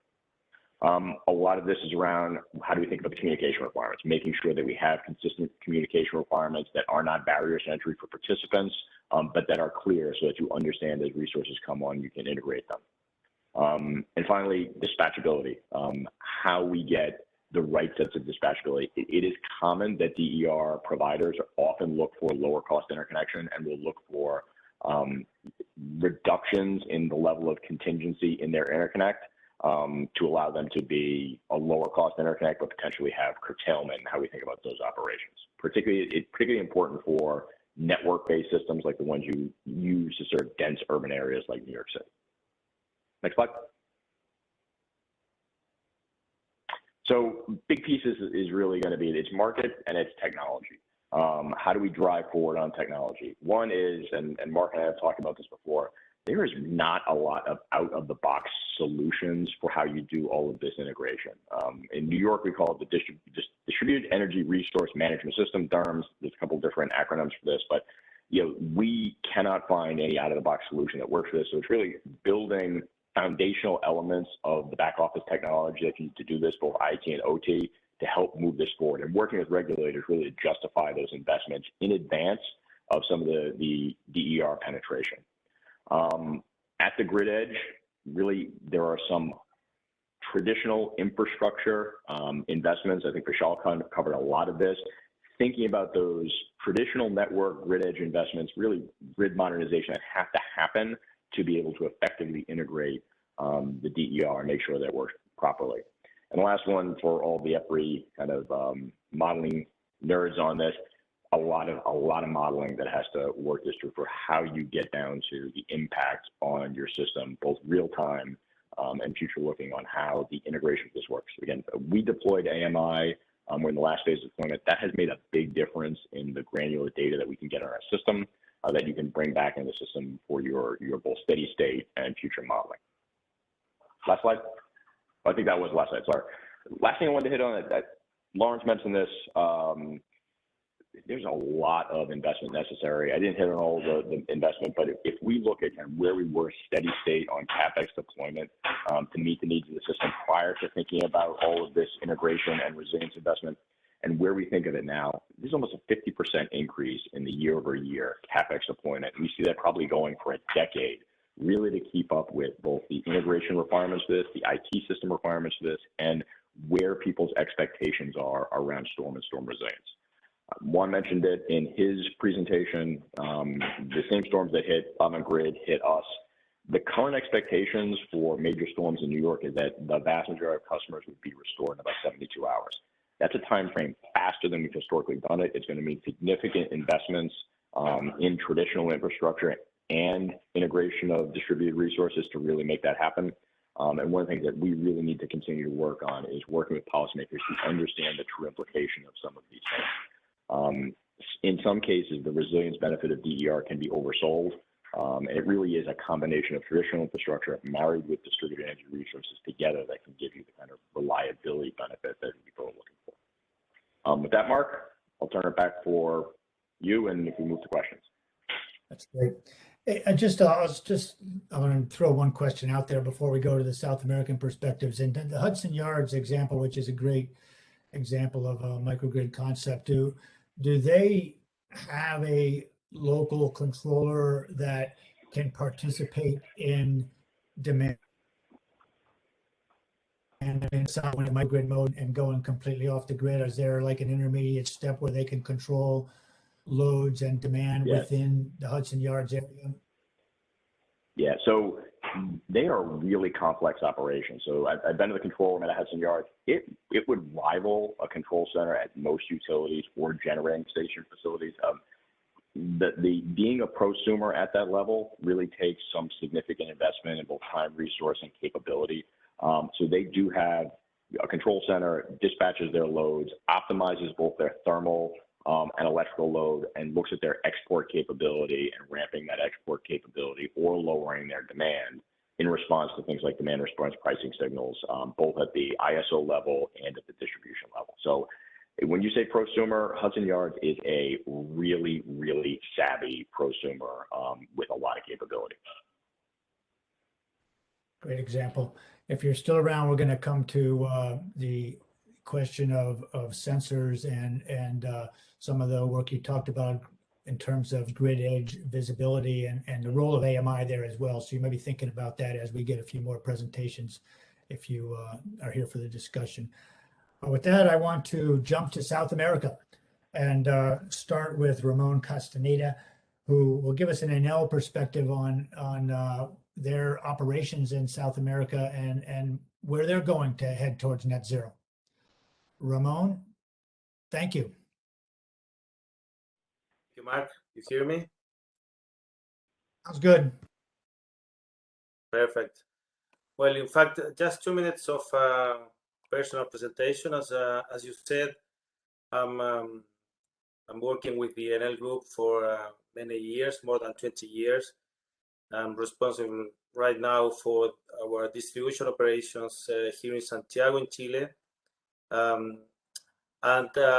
As part of our team in Latin America and Europe, we started working 2 years ago with some colleagues in other distribution companies in Latin America with the aim of creating a association of distribution companies in our region.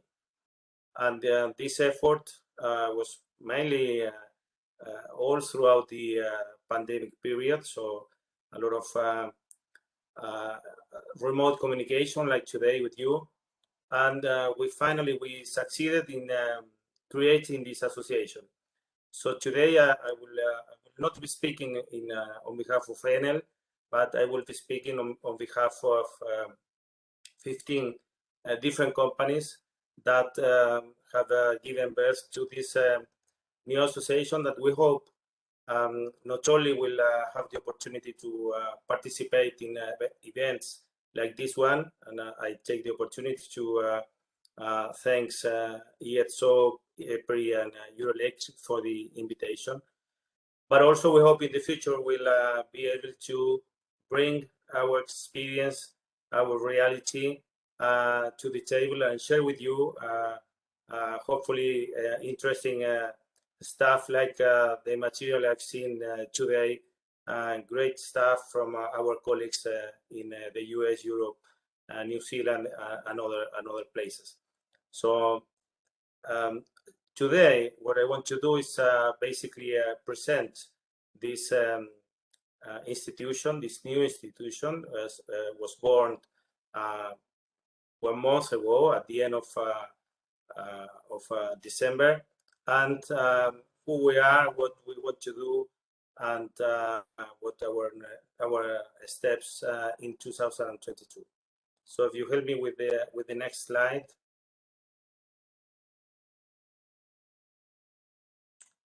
Here are our current members as of January. I will start from the left up. We have our subsidiary of the Enel Group in Colombia, who we operate in Bogotá, so the capital of the country, with more than 2.5 million users. In Peru, we have as members of Adelat, our own subsidiary of the Enel Group, which operates in the southern part of Lima, with more than 1 million customers. And we have our colleagues of Hidroandina and Electrodunas. These are smaller companies, but with presence in also in significant cities for the country of Peru.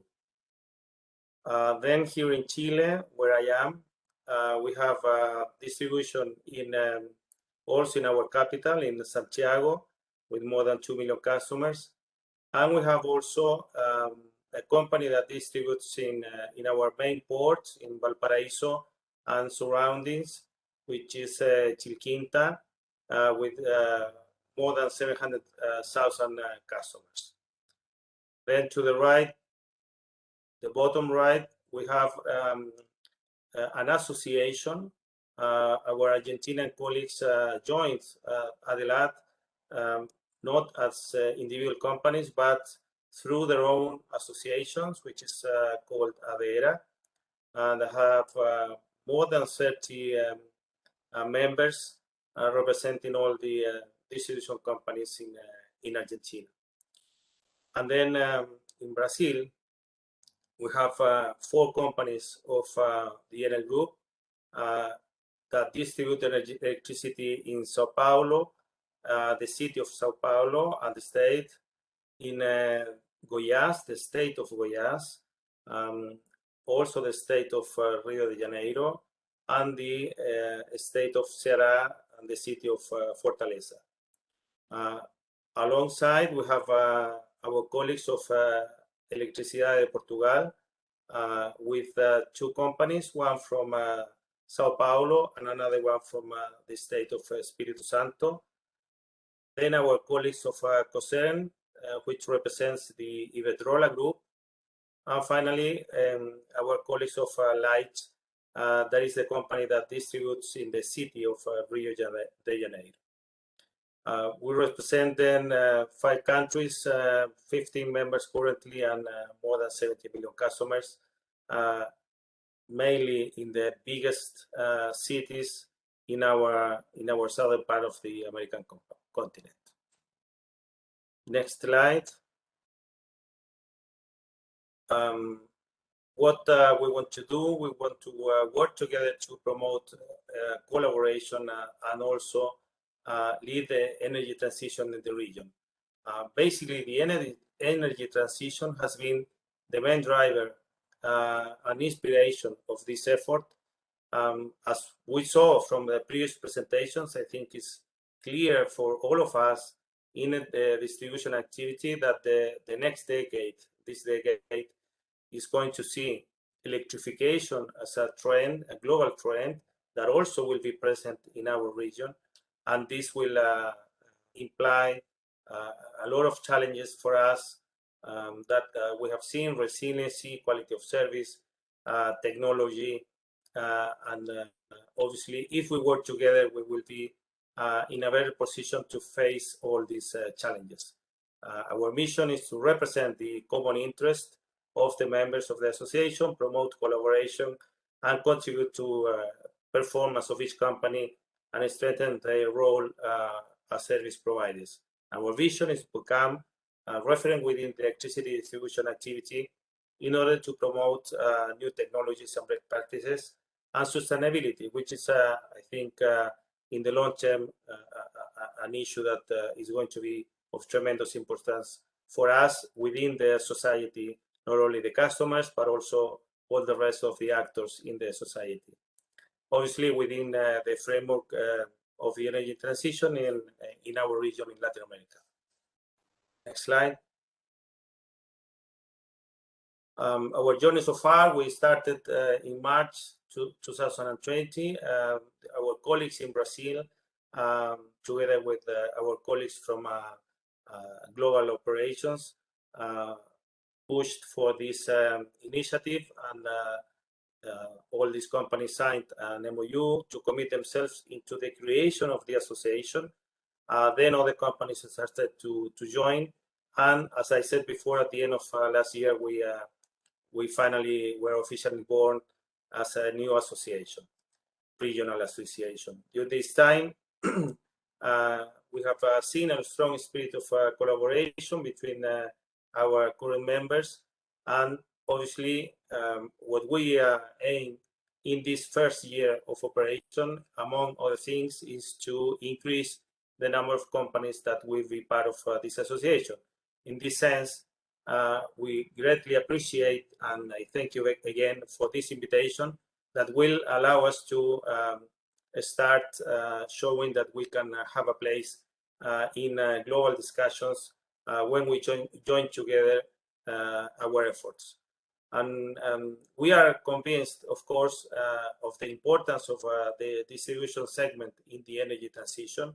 And we started working already informally, and we organized last year 2 webinars for our members, and we invited other companies also, focusing on fieldwork safety and smart metering as a way to start sort of internal community of experts within our companies that work in these matters. In the next slide, our areas of collaboration. Of course, this is a long list, and we are just starting. But just to mention a few, the management models for the integration of smart grids, the flexibility platform that we are convinced we will need in the future. I liked a lot the concept of the layers. I think the layers is key for the building of a platform that not only considers the network itself, but also all the other layers of communication, of sensoring, of cybersecurity. And all these are issues that we intend to include in our working plans. Data analytics and artificial intelligence applications, of course, and resilience, as has been discussed today. Of course, we could have a lot of examples of extreme weather events also here in our region, and is definitely is going to be one of our working areas as the electrification increases. The importance of resilience also increases for all involved, for the customers, for the authorities, and of course for ourselves. I will share obviously information. That's the first matter of order for our work. And finally, in the next slide, I share with you our coordinates. You can find us here, and we hope that we will see each other in the future. Thanks a lot. Thank you, Mark. Ramon, great job, and you have a great model with the E.DSO here in Europe to use as a pattern to design this organization. It should be very valuable coordination between DSOs. We got one quick question here from Gerda de Jong, and I think it's a good one. In this morning's session, we heard about Enel's creation of Gridspertise as a vehicle for supporting DSOs around the world as they work on their grid modernization. Is there any connection between Gridspertise and this organization to support DSOs in South America? Well, not formally, no, because Gridspertise is really a subsidiary of the Enel Group, and we are working here as an association of different companies. But having said that, if you ask me, within the plans of Gridspertise, are we considering the region of Latin America as a market of interest? The answer is definitely yes. And of course, we are starting with Brazil, where we have a strong presence, more than 17 million customers for our own. So we are already working in Sao Paulo in the rollout of our smart metering technology that has years of experience in Europe. And through that effort, we hope that we will show our capacity from the technological point of view and the benefits that this technology is having for a long time already in Italy, also in Romania and Spain, and more recently, as I said, starting in Sao Paulo with a big rollout, and also in Santiago de Chile, we are starting this year. So definitely, yes, Gridspertise will have, let's say, a showroom for our region in these countries. Yeah, that makes a lot of sense. Thanks a lot. Appreciate that, Ramon. And let's go on to Jose Ferrari Carito from representing E.DSO, but also from his role with E-Redes and the EDP connection to many South American companies as well, to give us a perspective on kind of what you see Europe versus South America in the grid modernization efforts? Thank you very much, Mark. Thanks for having me. It's a pleasure to be here with a lot of very relevant people and very interesting presentations. So I'm CEO of EREDGE. Prior to that, I was the digital and IT officer for EDP Group. And I would like to take this opportunity to share with you some ideas regarding the investment in challenging times where we are right now. So if you could move to the next slide. So just to give you some background information regarding EDP and EREDGE. So EREDGE is the DSO for Portugal. We are 100% owned by EDP Group. EDP Group has a presence in more than 20 geographies. We are organized by platforms. We have mainly 3 platforms, one dedicated to renewables, another one for networks, and finally the third one for client solutions and energy management. Regarding networks, we are present in 3 geographies, and actually Ramon touched that already. So we are present in Portugal, Spain, and Brazil. And there we are covering both distribution in Spain and Portugal, and in Brazil we are covering the distribution and also transport.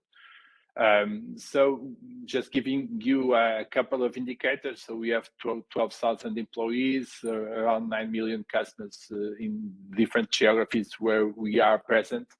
And those are the main figures for us. And from the operational point of view, if you could go to the next slide, just some information regarding where we stand. So regarding investment, and this is outside the core topic of this presentation. So we will invest 3.2 billion euros between 21 and 25. We increased significantly our distribution asset base. So as you can see in the left part of this slide, so plus 35% between 25 and 20. We are focused on maximizing efficiencies, reducing OPEX by customer and OPEX by kilometer of lines. And we are betting a lot in innovation and digitalization, and out of those investments that I referred previously, so more than 600 million euros will be dedicated to innovation and digitalization. We have a very ambitious rollout plan for smart meters. So in Spain, all customers are already connected through smart meters. In Portugal, 2/3 of the customers have a smart meter, and we are also implementing a rollout of smart meters in Brazil. In Portugal, I would say that this is one of the biggest logistic operations we have in the country, because to replace more than 6 million conventional meters by smart meters from the logistical point of view, it's very demanding, and we are very involved in this operation. So if you could move to the next slide, it would be interesting to focus on investment.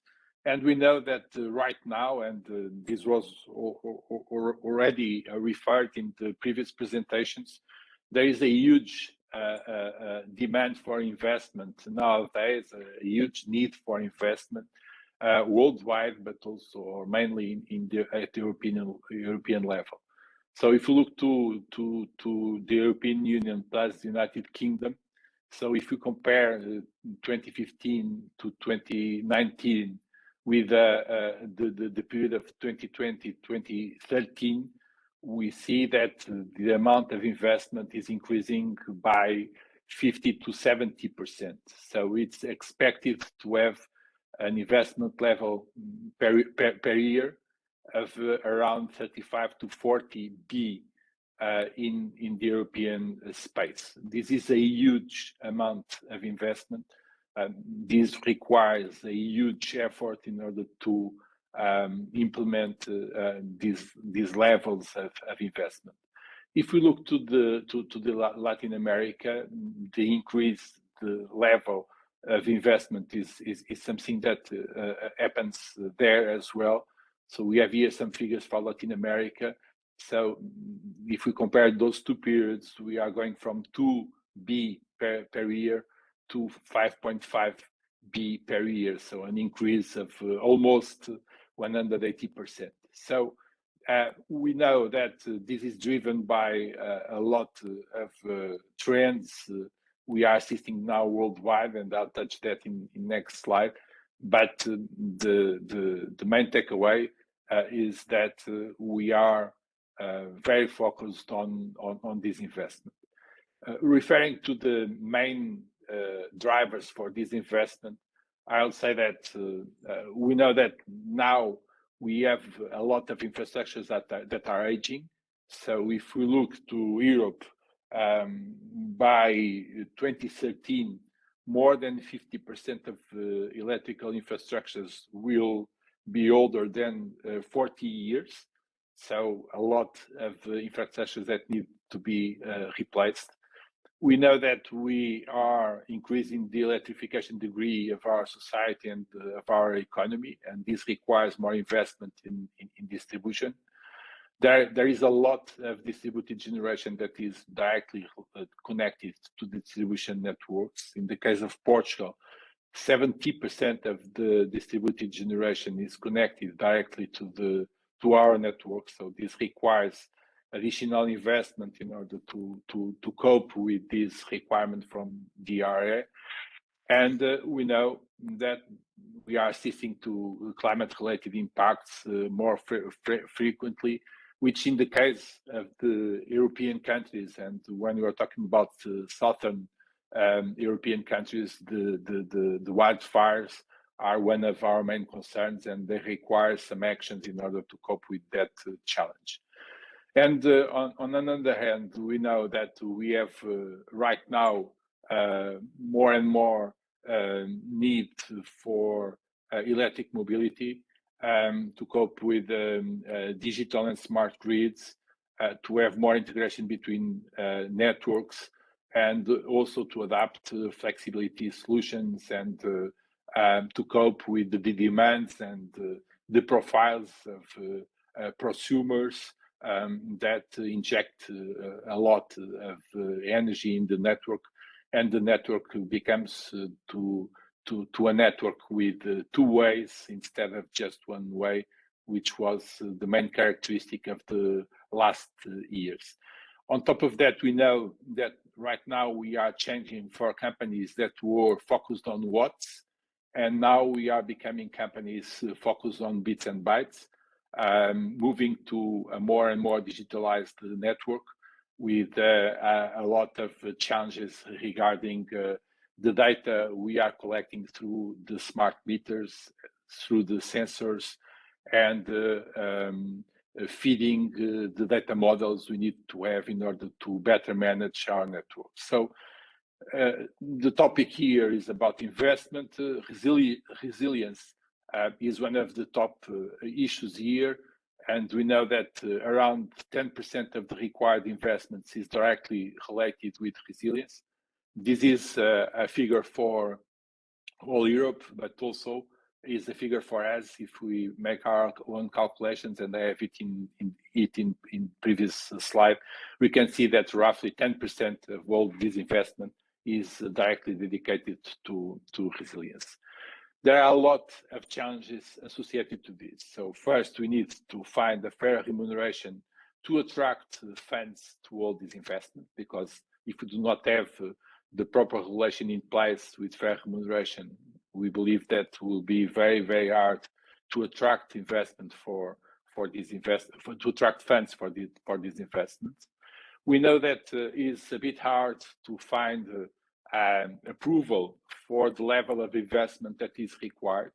So when we are talking about old infrastructures, when we are talking about overhead lines that should be replaced by underground lines, when we know that we need to fix some problems regarding resilience, this is the kind of topics that are not that sexy, and they are not that short-term oriented, let's say, and sometimes it's hard to find the approval for those investments.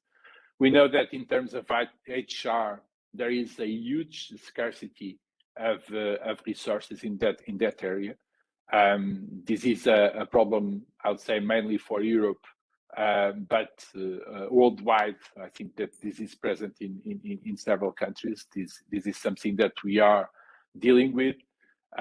We know that the smart meters are requiring a lot of funds and a lot of investments here. And I've mentioned previously the challenge associated with the data and the huge amount of data we are coping with right now, and that we need to manage properly with the right tools, but also with the expertise in terms of HR that is required in order to handle those significant amount of data.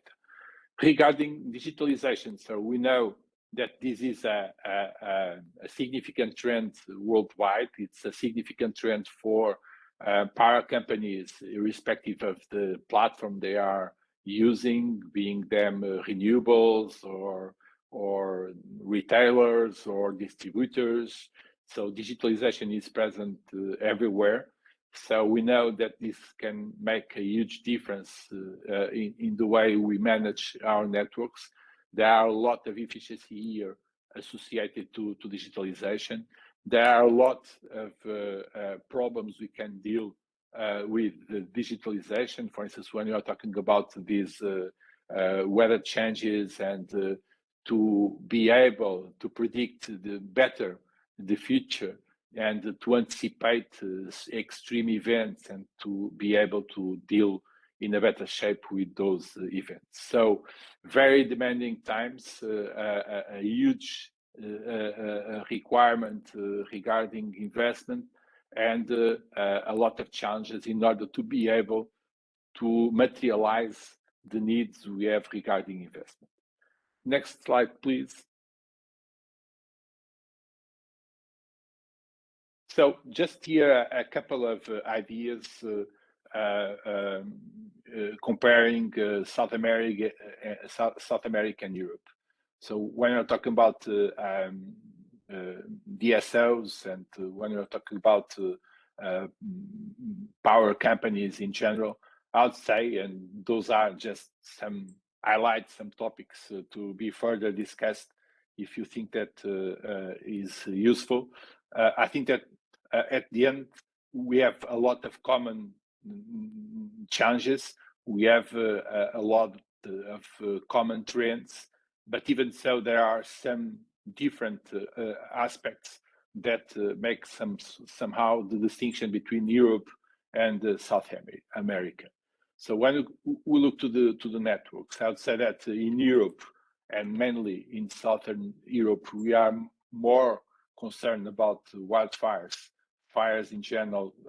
When we're talking about extreme events, I would say that when we are talking about South America, we are mainly concerned about floods and storms and these kind of events that are different. When we are talking about losses, which is something that is present here in Europe and mainly in Southern Europe, we are concerned about technical losses. And in some countries, we are talking about non-technical losses. We in South America, we see a lot of transmission lines being built, which is less the case in Europe. Although there is a lot of interconnection being built in Europe, which is somehow a way to have transmission, but I'll say that the poor transmission in order to conquer new lands, and so this is a characteristic more for South America than Europe. So I would say that there are here different challenges under the same trends. There are different concepts when we compare the two geographies. Just a couple of events. I'd say that nowadays electric vehicles are more present in Europe than in South America. So I would say that the challenges associated with it are more present in Europe than in South America. And another difference could be the labor costs, where the business cases for some initiatives could be more appellative in Europe than in South America. However, I would say that the trends are the same, the challenges are pretty much the same, but we should pay attention to the specificities of each one of the two geographies. So just to finalize and to recap a bit, so I think that we are living in very challenging times when we talk about DSOs. So an additional pressure coming from decarbonization and electrification. The economy is, the society is more dependent on electricity and more dependent on DSOs and on distribution networks. A lot of extreme events, I mean, from weather extreme events. And by the way, just to say, and we can share more information regarding this, but last summer, on the 21st of July, and our colleagues from Spain know this quite well, we had a specific problem provoked in France, that through the interconnection between France and Spain and Spain and Portugal, we had an incident that was, well, a serious incident. So this is something that has been studied right now, and there are some papers regarding this. It was a fire in the south of France that provoked the interruption of the connection between France and Spain, and afterwards the connection between Spain and Portugal. The frequency dropped below 50 hertz, and we needed to cope with this in a very quick way in order to avoid a generalized blackout. This is a specific event. This is a specific example of a weather, an extreme weather event that we believe that can happen more and more around the world, and we need to be ready for that. And I think that this is a common challenge for all DSOs involved. And finally, to underline that we need to implement a lot of investments around the world, in South America, in the United States, in Europe, and we need to have the right resources to do so. And this by itself is a huge challenge. So it was a pleasure to be here with you. I'm open to questions, and just a final mention to say to Ramon, to congratulate him with regarding Adelat, and to say that at E.DSO we are very glad to cooperate with you and very open to share with you information and to share with you benchmarking, because this is the way we should proceed, is to help each other to overcome the very relevant challenges we have ahead, that at the end are very common to the different geographies involved. So we are very keen and very open and very glad to cooperate with our colleagues from South America, as we are glad to collaborate with our colleagues from North America. Thanks a lot. Super input, actually, very good summary of investment challenges facing all of us. So that could almost been the summary presentation. I do want, just in terms of timing, I want to let people know how this is going to go. We have one more short presentation from Alvaro Villasante from GEB, the utility serving Bogota, Colombia, and I wanted to get that example. He's in charge of business management and innovation, and get a real perspective from a utility in South America. And then we'll have about a half hour of discussion and then a short wrap up. So we should be able to finish by 7 p.m. Central European time, and hope folks can hang in with us for that, because the discussion will be good. Alvaro, your turn. Yeah, thank you very much, Mark. I think last but not least, and I hope you well. It's a great pleasure to be here today with you. I don't know if my presentation is already uploaded. You help me. Thank you very much. So I'm going to try to summarize more or less what we see from Latin America. What I have heard here today is a lot of experts from many areas of the world, but I think in Latin America, as we say, we are different. And I think you are going to realize that our focus and our challenges are most of the time different from other areas of the world. We are talking about the prosumers, we are talking about the digitalization of many things, but I think we are facing more different challenges that where our investments and our business is key. So if you help me with the next slide, please. I tried to summarize more or less what we're facing in Latin America. First of all, we still have a challenge to bring electricity to a lot of people. We are talking here with people from all over the world, and they are connected to internet, but not all our colleagues in Latin America can do it. I mean, we have nearly 18 million of people that cannot be connected to internet because they don't have access to it. 2/3 of those people lives in rural areas where infrastructure is even more difficult to reach the needs of the people. We are facing that. We have a lot of social and environmental problems in order to develop the infrastructure that is needed to bring electricity. So we're talking more or less about 30 billion of investment. This is a huge opportunity for the electricity sector in Latin America, but they are huge challenge. Demand is growing in the region. You know, we are living in a region where the population growing. We talk about one of the areas of the world where more people live in cities that create another niche and another opportunities too. One of the things that are happening in the cities too is the development of clean mobility. As you know, cities such as Santiago and Bogota are the largest, the cities with the largest fleet of electric buses outside China. So we are having as well another challenge in order to bring the infrastructure to continue the development of clean mobility in the region. And I mean, last but not least, the development of renewable energy in Latin America that creates for sure more needs of investment in networks.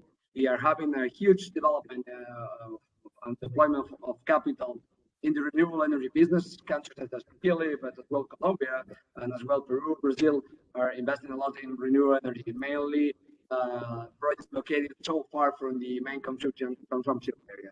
So this is happening today in Latin America, and I think this is more like a summary of what is happening. So, I mean, I don't want to look different from the other colleagues, but Latin America has another kind of challenges. And for me, the main one is to bring electricity to those who has not access to electricity, because we can talk about many things, as I say, digitalization, we can talk about distributed generation, we can talk about many data, many things, but we cannot bring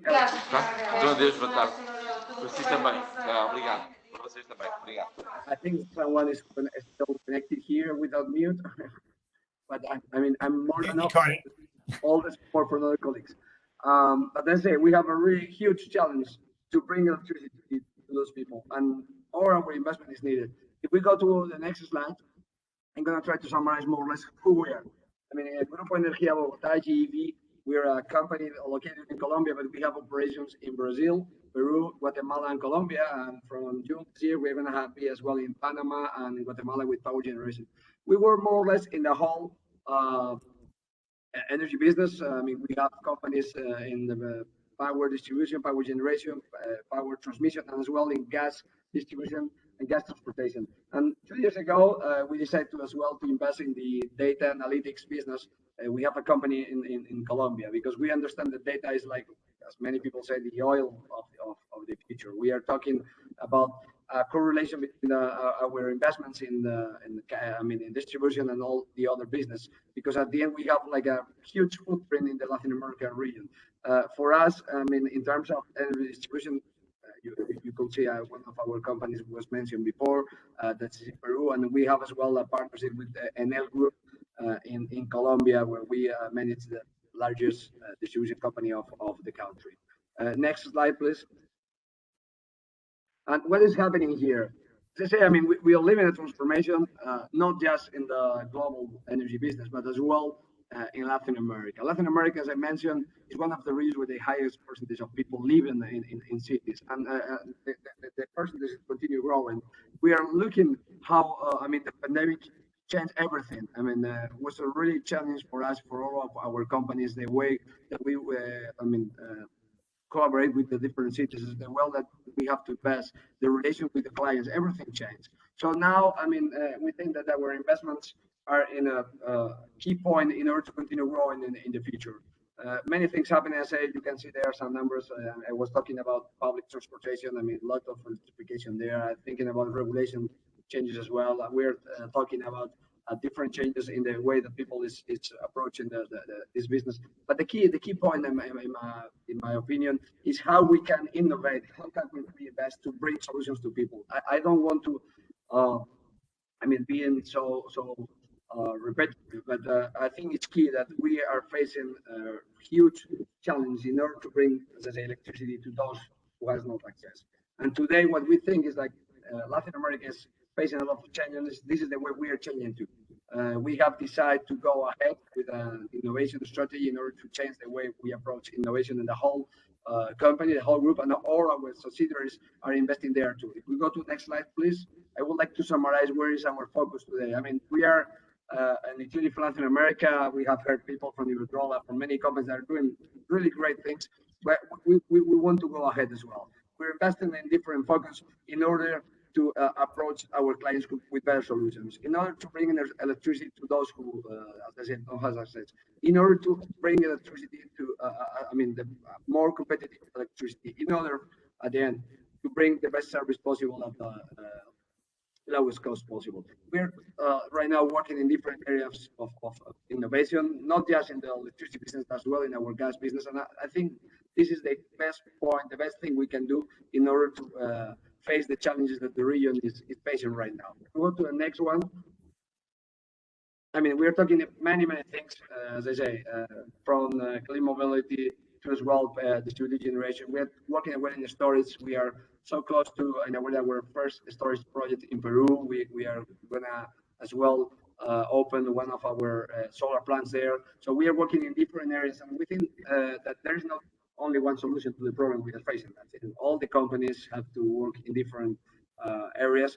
We are trying to go as far as possible, as fast as possible. And this is what we want to do. We have, as I say, many things to change in the region, but for us, people are the key point of our investment. If we go to the next one, and this is the way I want to finalize, because I think I don't have many time. We are working in different regions where infrastructure was not so good. We are trying to improve the quality of network in Colombia, in Guatemala. Guatemala is a really good case to solve the war. I mean, we are investing there in order to construct the main distribution system of the country. Thanks to our investments, the electricity price continued to decline. Why? Because we opened many areas where customers didn't have access to other sources of electricity. We are connecting the whole country. We are bringing electricity to areas in Colombia, to schools where children could not have access to internet because they didn't have electricity. So we all, the people that are here today, we are key. We're transforming the region. We're transforming the world. So electricity and energy, and we can see that today. The problems that are in the world related to the having or not having access to electricity and to energy is key. And investment in infrastructure, investment in distribution, investment in transmission is the key ally in order to bring clean electricity to people, but again, in order to bring electricity to people. So here in Latin America, we are more than open to share experience, to learn from those who are working around the world, who are doing great things, as I say, to continue improving the life of the people. This is our key point, and this is where our effort is focused today. Thank you very much to everyone. My name is Alvaro. You can contact me on LinkedIn, and I'm more than open to discuss at the time, Mark, all the people that organizing this kind of discussions. It's more than a pleasure to be here with EDSO, with EPRI, with Eurelectric. From Latin America, we, as I say, we are small, but we have a big heart in order to connect the world. Alvaro, that's fantastic. And you can see that the energy transition challenges are really the same everywhere. We heard it this morning when we were talking to Japan and Korea and India, and we hear it from you in Latin America. And so that makes it all the more important to collaborate and coordinate around the world. We're going to go ahead and bring the other panelists up so you guys can put your video cameras on if you like, and have a short discussion period here, and then we'll have a wrap up. I want to start the discussion with a number of comments that came through in the chat around AMI and Matt's comments around grid edge intelligence and what I'll call situational awareness of the grid in general, and how, from a technology point of view, are you seeing the technologies to accomplish that grid edge awareness? Are the sensors there? And do we need whole new investments in the communication infrastructure?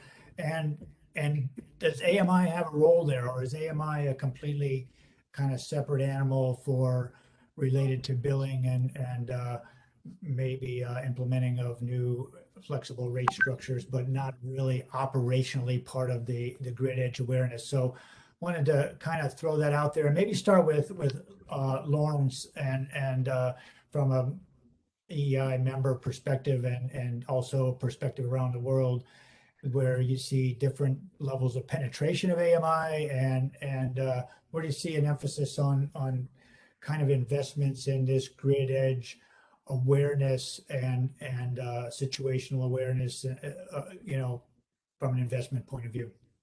Thanks, Mark. I think, I'll talk about three areas. I think Australia, New Zealand, and obviously Canada, because I think I'll leave it to the others, to talk about, Vishal and also Matt can talk about the US.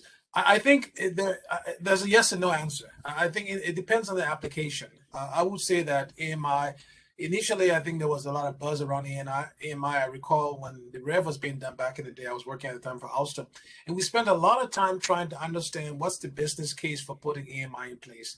And I think it depends on the company, it depends on their needs. I think AMI is not the panacea to all grid edge applications. I think depending on what you'd like to do, there is a very important role for AMI.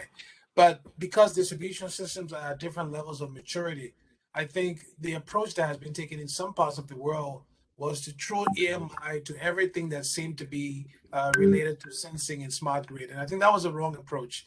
I think the approach being taken now by some companies in New Zealand and Australia is to use AMI, like you said, Mark, in the context of commercial applications.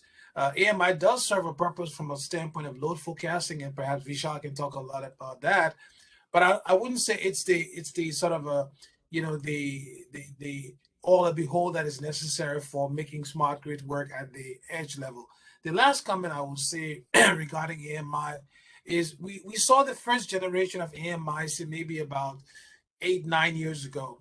And I think we're at the stage now where there are new types of functionality being put at the edge that perhaps do what grid edge, what AMI would do. So I think if one is just starting their grid modernization roadmap and they already have not deployed AMI, what I'm seeing in other countries, especially in the Asia Pacific region, is that they're looking at other alternatives that may give you the same functionality, but may not necessarily be the full sort of this whole elephant AMI approach to a lot of things. So I think some companies will benefit from it. It's easy to demonstrate the value proposition for it, but I think it has to be on a case-by-case basis.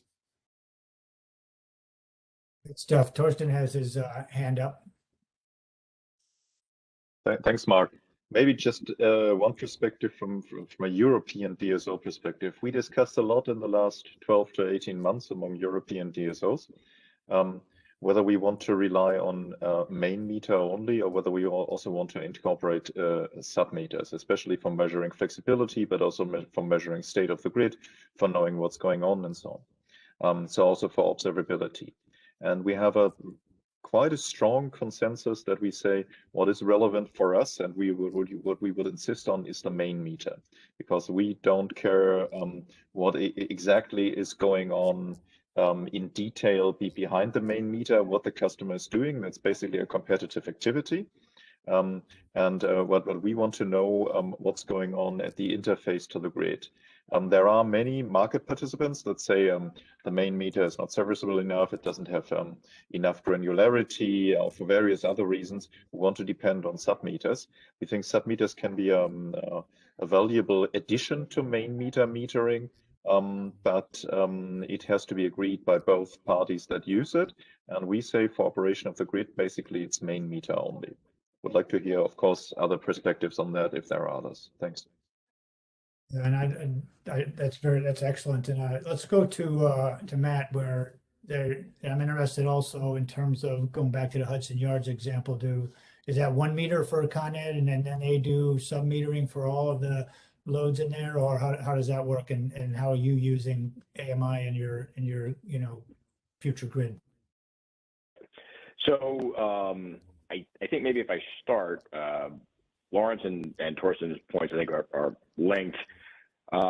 In part, this drives like what's going on in the jurisdictions and how metering works, being that it's different in different countries. But at least in the U.S. and New York, and having the generation of smart metering that we have now, because we're just at the end of our deployments, the functionality of today's smart metering systems versus what was the first generation is pretty markedly different. So we have near real-time communication with our meters, which means we can integrate them from an operating standpoint in a different way than you would have been able to do with the first generation. So we can do things like voltage control and voltage optimization back at the station level based on the inputs we're getting from the smart meters and the network, and be able to optimize voltage and get conservation values by having voltage optimization. It's a real benefit there. There's other sensors necessary. I think the point that it's not a panacea, it's one piece of data, you need others. For example, for Con Ed, we operate a big network system. A lot of DER integration with export is going to run through a network protector. Network protectors really aren't designed for bidirectional flow. So the sensor and monitoring and relay protection and communication inside a network protector, if you want to operate bidirectionally for export, that's a new piece of grid edge technology that you really have to deploy and that we're working through. As far as Hudson Yards, that is a complex SCADA level protection. That's essentially a 20 megawatt generating facility integrated on the distribution system. That's not AMI. That's full blown relay protection, SCADA control. So as you get to these bigger assets and resources, you're talking normal bulk power system level operating control systems. Great. Paul, you were next to the perspective there. I would just say, the state of the art AMI, from my understanding, is, 15-minute voltage reads. I don't think anybody's got anything faster than that out there. And if you're looking at SCADA type resources, like 2 to 3 second things, you're not going to get there on the current AMI communication or the bandwidth that's out there on that. And then the whole sub-metering issue. We separately meter our distributed generation then from our load, just due to our billing system. And originally we couldn't adapt it, and we've continued that on, and we don't want to give that up either. So we have real-time knowledge of what the capacity of our load is, and also the capacity of the generation that's out there. And I think Wisconsin and maybe South Carolina are the only states that have that versus a net metering type situation. So if you're looking to deploy a DERMS type system and be able to actively control inverters and manage that, yet that has a lot of considerations on control of customer assets, but then it also allows 100% hosting. So customers that would have gotten rejected on a hosting analysis because 2 days a year or 1 week a year they produce too much, you would have a DERMS type control where they could host it, the whole 51 weeks of the year type situation. Yeah, that's a very good point. And we might get Vishal in here, since they were, like Enel, one of the very early deployers of AMI, and are probably ready for AMI 2.0 by now. Thank you, Mark, and everyone. I agree with generally all the points that have been made here. You hit the nail on the head. Edison deployed in the United States here, at least, we were probably one of the first or earlier investor-owned utilities to deploy AMI, and we still have a pretty kind of robust, that 95% plus penetration of our customers of AMI is all that first generation infrastructure.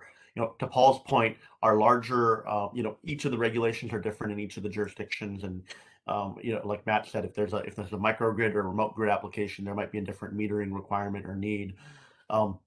I think one thing that I didn't hear mentioned so far in this panel is probably the greatest value of smart metering and having the time aspect of it there rather than just the old electromechanical meter has been the implementation of time of use rates. I know even across the United States, it's not that smart metering or AMI is ubiquitous. There's many areas that are state jurisdictions that still have not approved AMI programs. So I think first off, you enable from a planning perspective, like Lawrence was alluding to, greater granularity and insight into what is the time-dependent kind of characteristics of your customers' loads in different areas, and then you can enable kind of incentives for customers to change their behavior or consumption if they have the ability to through having that data, but also in implementing time of use rates through that smart meter. But then there's so many other capabilities that come from that. Voltage sensing. One application that we had that isn't necessarily in the operational or customer management timeframe, but it's more from an infrastructure replacement, is we are using the characteristics that we're getting from a group of aggregated meters that we know are on the same service transformer to predictively to predict that the transformer is going to fail. So basically, in some instances, we've had literally the trucks on the road go out and proactively replace, and the transformer fails the same day. So we're learning more about that infrastructure that's closest to the consumer and managing our infrastructure that way. So a lot of different use cases. I think Paul hit on a really good point of communications is key to leveraging AMI infrastructure for operations. If depending on what you're using it for, if the latency is too high, you're not going to be able to do really fast control type things. But if you want to to Matt's point, if there's things that you can do that maybe to optimize voltage on the feeder that don't need that same level of communication speed, that could be possible. So we're doing a lot of different things in different areas, but I think our AMI 2.0, we're really looking forward to doing a lot more than our first generation. Good stuff. Why don't we get Juan and Jose just to give very quick comments, and then we go on to the next topic here. It is very, very, very quick. It is just a brief comment to say that we tend a lot to benchmark against each other. But if you look to different sectors, I think that we can anticipate what customers will demand from us in the next years. If you look, for instance, to the telecommunications sector, or if you look to the banking sector, I think that is very, very strange that a customer that is used to have billing by second on an immediate basis to cope with the degree of information we give to him or to her. So first comment. Second comment, when you look to operations, when you look to the logistics sectors or to aviation or to other sectors, the level of sensoring they have compared with the level of sensoring we have and compared with the amount of data we have, I think that gives us an idea about where we should be in the next couple of years. So I think that the challenge here is huge. And if you look to other sectors, I think that we realize how far we are of an optimal situation. Final comment to say that prosumers and mainly people that are now producing distributed generation, they are much more demanding than the regular customers, and I think that they will push us ahead strongly, and that we need to change a bit the kind of information, the level of information we are sharing with them. Just those very, very short comments. Juan? Sorry, yes, very quickly, two comments. One is basically I totally agree with what has been said, and especially Vishal, you said the time of use tariff is the largest benefit of AMI. I fully agree with that. But in fact, we could also think, and this is what we have in Spain because of the regulation, time of use tariff not only for the energy consumption, but also for the capacity, the maximum consumption that you may have in each hour. So around 1/3 of the rates in Spain that customers pay is based on the power contracted, regardless where you consume or not. And this depends on whether it's peak, off peak, well, depending on the hours and the months. And this is very, very useful because in fact, it gives signals where there's a scarcity of the grid, okay? And then the price can go up, or place or times where you basically you can consume from the grid, and then the price is what you pay for this contracted power is lower. For example, when you want to charge your EV during night, okay, then you pay much less for the grid, regardless whether you use it or not use it. And the second comment is very quickly just to basically to share with you. I think you all know that. So there's some experience in the world, mainly one experience in the UK based on the AMI deployment, where it has been given to suppliers, and the experience, well, there's a lot of lessons learned from that in terms of efficiency. So what customers are paying right now for their smart meters compared to where it has been deployed by utilities, by DNOs or DSOs in Europe, and also in terms of effective penetration, where we see the UK is in lag, okay, in terms of the penetration of smart meters. That's great. I want to go to some quick comments that came up in the chat numerous times, and we can start with Torsten. He can do his AMI comment as part of this as well, because it's related, and that is comments on the role of local energy markets, both in terms of resilience, if they can be microgrids, but if not microgrids, just local energy markets, maybe related to Juan's comment just now, managing demand and being able to have a lower bill for a whole community. I'm not sure, but both where you think they fit in, and what do we need from a technology point of view to be able to actually do it? Okay, thanks for the question, Mark. Just one sentence on the AMI. Because Juan mentioned that, you don't only have DSOs and suppliers operating the meters, you also have the German model, where you have a liberalized metering market, where everybody can offer meters, and you have a separate market and a separate provider for that, which just makes things enormously complicated. So I can't recommend that anybody is ever going to copy that. We have a liberalized meter market since 2009, and you don't want to have that. Energy communities, local markets. I think we need to structure the whole energy transition as part of the decarbonization. The whole energy transition effort, where you need to structure that bottom up. There's also a top-down component, but bottom-up is important for mainly two reasons. The one is to manage complexity, both technical and commercial complexity. You can't just operate everything down to the last small generation, distributed generation, top-down. TSOs would like to see that. They say once the data processing possibilities are more, we do everything top-down. But I think manage complexity by building ever larger units bottom up. And the second reason for doing it bottom up is you take people along. You need acceptance. You need acceptance from society, from people affected by it. And for acceptance, you need participation, you need decision rights. And so you also have to structure it bottom up. If you structure it bottom up, I think the key to structuring energy systems bottom up is energy sector integration at different levels. So you have to bring together wherever it makes sense. Often it doesn't make sense, but wherever it makes sense, you should probably bring together electricity, gas, renewable gases in the future, hydrogen, heating grids, whatever there is. And the smallest unit that integrates energy systems bottom up is the active customer, the prosumer. And then you go to energy communities, and they can also something decide. This is a crucial element there. And then you go to small distribution systems, larger systems, and so on. And I think this is also in operation of the system. I mean, we basically have a technical point of view here. In technical operation of the system, these local things help. They don't have to be everywhere, but where they are, there they are our DSO customers. And if people want to organize themselves into energy communities, that's a new kind of customer, and we are there for our customers. And as we are there to serve our customers, we should take into account what they want, how they want to do it. And I think that's a crucial component. But just one last remark, and then I'll pass it on to the others.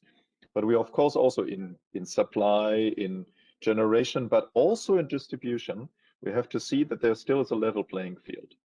So as valuable as these components are, they cannot have special advantages over distribution system operators that are operating in a wider area. But we have to see that we are looking eye to eye, and if they want to do it, yes, but they have to have the same conditions that are applicable, for example, for a DSO of the same size. Thanks. Matt and then Lawrence.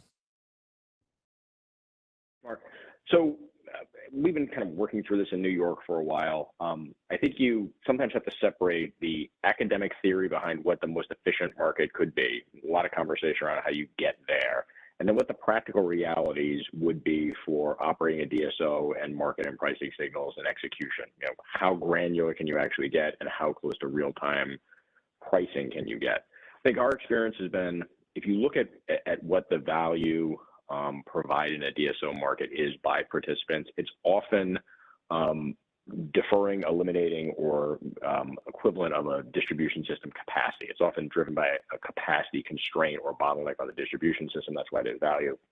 And then a pass through to the wholesale or commodity value. So you really kind of have almost a two-part market, thinking about how do I pay for that capacity, recognizing that participants need to be available and they may not hit the market conditions that would be the real-time high price signal that would give them a payback. Also, that their main function in the distribution system is not to be a distribution asset. They're not generators. They're not energy producers. They are secondary participants in this market for something else they typically do. Now, they may layer an aggregator or on top of them that this is their main function. But the underlying consumer, their main function is not to be an energy participant. They're a consumer user, maybe a two-way user.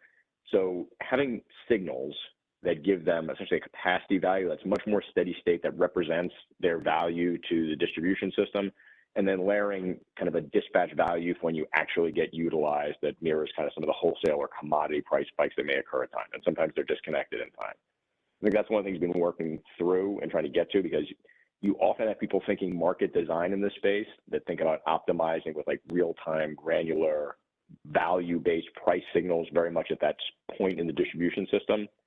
And I think the practical aspect of actually executing on that, at least from what we've seen, it's impossible. You can't make a market function. You can't get market participation from consumers on that kind of marketplace.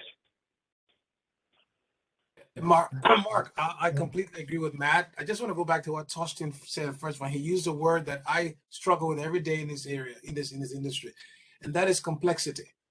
I think one of the challenges we have here is, as an industry, we try to apply academic, was the word that Matt used, so I'll borrow his word, academic concepts, without understanding that the real complexity around our industry is that we have a commodity that is not a real commodity.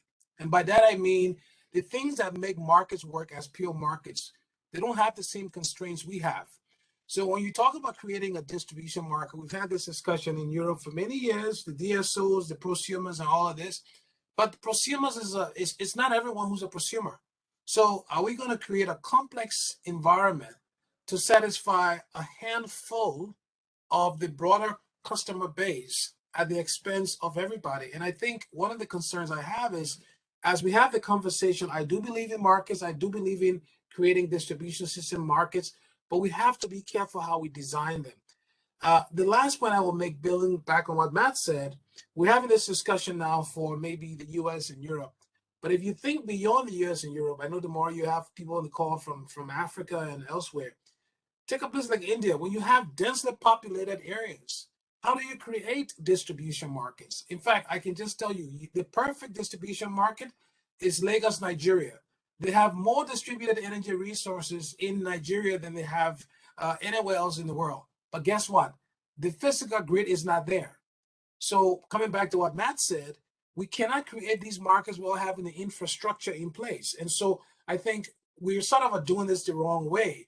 We're trying to design the markets to do all these things, when in fact, we need to be strengthening the distribution system. And then those who want to tap into the system can tap into it. But to design a theoretical market and then kind of force it onto the grid, it would create all kinds of complexity, not to mention what Juan was talking about, the regulatory and policy complexity of how do you even set up such a market? right? So I think there are a lot of issues that we need to focus on, one being complexity. Let's simplify this issue. But I think we're spending too much time trying to make it more complex because we want to make it to look like a market and use all these beautiful words like LMP. I love LMP, but at the distribution level, that's going to be nightmare for Vishal and Matt to run all of these kind of simulations. So just my 2 cents, Mark. Thanks, Lawrence. I think what we're going to do here is kind of go around the table, and there was one comment in the chat related to what do we need, what's our most important need to accomplish or put in place the digital transformation. I think that's a key question. That the digital transformation kind of relates to being able to make all these investments as efficiently as possible to meet these requirements of DER integration and resiliency and the next generation operation. But what's holding us back? Is it technology? Is it regulation? I'll kind of let each one of you make a quick comment on that, and I think that would be a good way to wrap up the panel. And I'll look for a volunteer to start.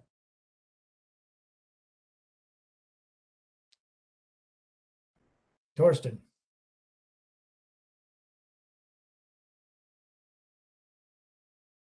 I believe you're on mute.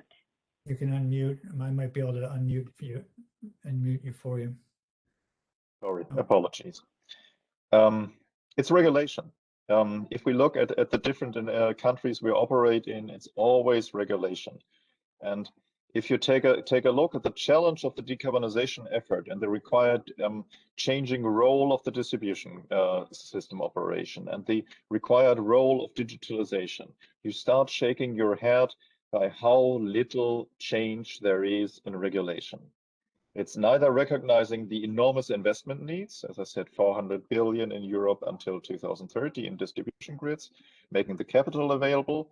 It's not going for new technologies and recognizing that they have to have a different regulation in order to be implemented. It's not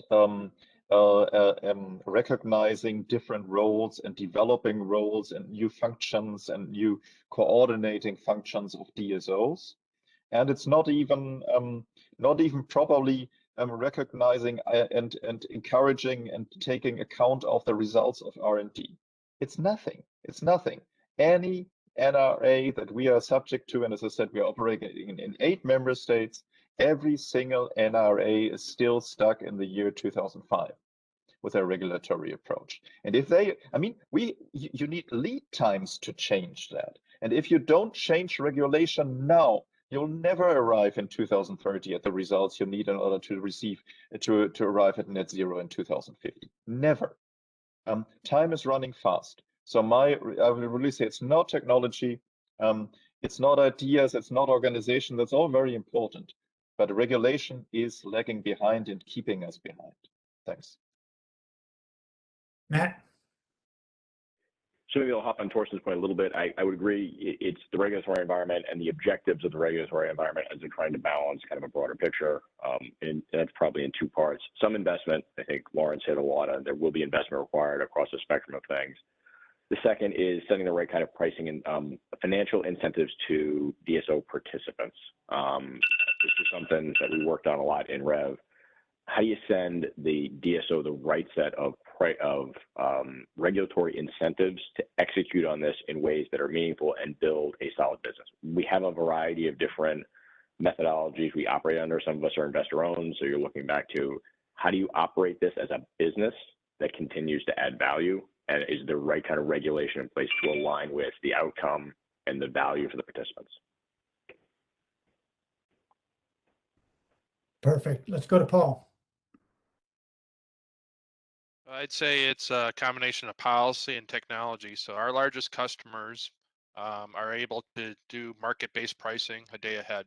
So they get day-ahead signals, they can adjust their production, and they can, overall, they save 20 to 30% versus standard rate contracts. However, if we wanted to expand that to all of our customers to act on market-based pricing, the technology doesn't exist for that control of control and signals that type of thing to right now to be able to do that. You look at, just the AMI type things. One utility just recently just tried to determining whether or not they had their meters mapped to the correct phase, not alone what circuit or transformer they were on. And over a third was mismapped, and you could do better just randomly assigning them than that. So it's both policy and also technology. Vishal? Thank you. I think other colleagues here may have been waiting, but I'll just chime in real quick in that I agree with the sentiments from Torsten and Matt. It's hard to choose between any of them because you need all of the above to really move forward. But the first thing that gets you started is regulatory, especially here in California, where I think all of us utilities say that we're regulated enterprises, and many other industries kind of scratch their head and be like, everyone's regulated. But what people don't realize is we have a regulated rate of return, right? And we have the state jurisdiction, at least here, sets our rates.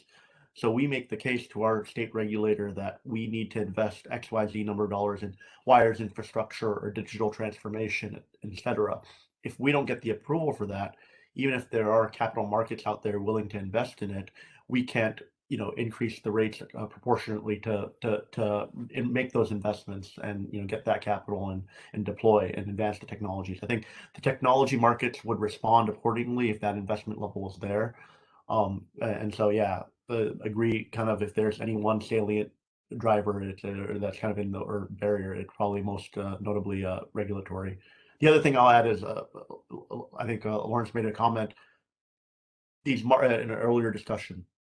These and this is kind of what our reimagining the grid was about. These networks and different designs or topologies or even implementing markets, they don't make sense everywhere.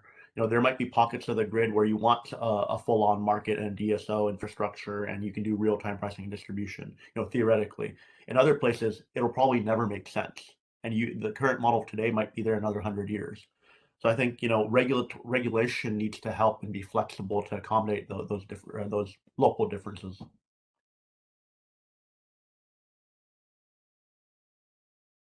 Actually not sure if Juan or Ramon was first, but let's go with Juan, and then Ramon can have the wrap up. Okay, yes.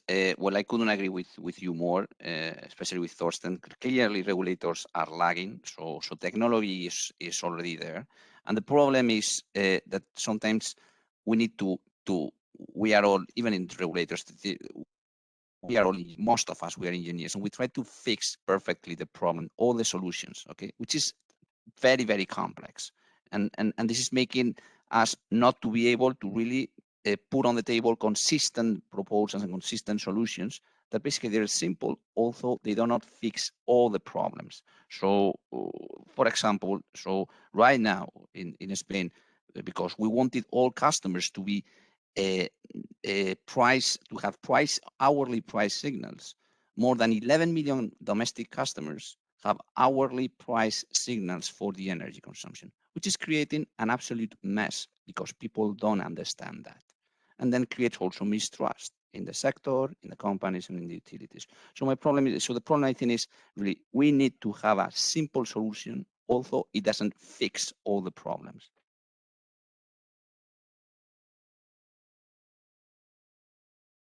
Perfect. Ramon? Yes, Mark. A very broad perspective, so it's a good one to wrap up before we go to Christian Ruby. Yeah, you hear me, right? Okay, hear so I wanted to add, taking Lawrence's idea, and I think it has been part of all the interventions, is the word complexity. And besides all the need for investments, and of course, there's a need as a consequence to unlock the investments. Therefore, there is a work to be done with the regulators. There's a work to be done also with the public, with the customers. But besides that, I think there is a lot of work to be done on reducing complexity and allowing differences, as Vishal said, as Juan said, in different areas, in different situations, different markets, For that, you really need to reduce complexity, and what we are working, and I here will speak really more as an L group. We are working through our grid expertise company in creating the possibility to work the network and all the systems involved as platforms. So you can have, in a platform model, you can have space for diversity, you can have space for different solutions to work within a simple framework. And we think that this will help. This can be done from the technology point of view, from the physical hardware point of view, also, of course, from the software point of view. And so you can reduce complexity, allow differences or different segments, different markets or ways to solve a single problem to work together. This we can do. I think it's very difficult that the regulators will do this job. I think it's our job to do it. And I think, as Jose said earlier, that customers or the public in general, they expect us to solve this for them. Because of course, this complexity cannot be solved by the customers. And when they compare with other services, they don't care how what kind of complexity is behind the application. They just want to touch one button and solve a problem. I think that's the way we are thinking, and we are working, and we hope this will create opportunities for integration of technologies, integration of these systems in a single platform that will solve this complexity, or at least will reduce this complexity. Mark, can I just add a quick comment? I know you said Christian is coming, but I just want to add a quick comment. So Yep. I just want to say one thing, and I'm going to just make everybody on this call dislike me after what I'm about to say. I think the problem is us as an industry, us as engineers. We have complexity, but we haven't done a good job in telling the story. I think New York did a better job, and not because Matt is here, but I think they did a better job when they started telling a better story about what the REV was all about. I think as engineers, when you go to a doctor, the doctor doesn't tell you your complex problem by just simplifying it. He explains the complexity in a way that you understand it. We as an industry need to do a much better job in telling the story of where we want to go before someone else tells us where to go. And that, I think, we are the problem. Everything else is pointing fingers. I think as an industry, we need to do a better job in telling our story. If we can do that, we can solve some of the other problems. Great comment. I'm going to call it here for the panel and thank all of you for just tremendous input, and I think it's going to be a really valuable reference to have these perspectives as we talk to regulators and try to deal with this kind of triumvirate of DER integration, electrification, and resiliency when we're dealing with investments. And I'm going to leave it to Christian Ruby from Eurelectric to give us a little wrap up to kind of put things together here for us. Christian?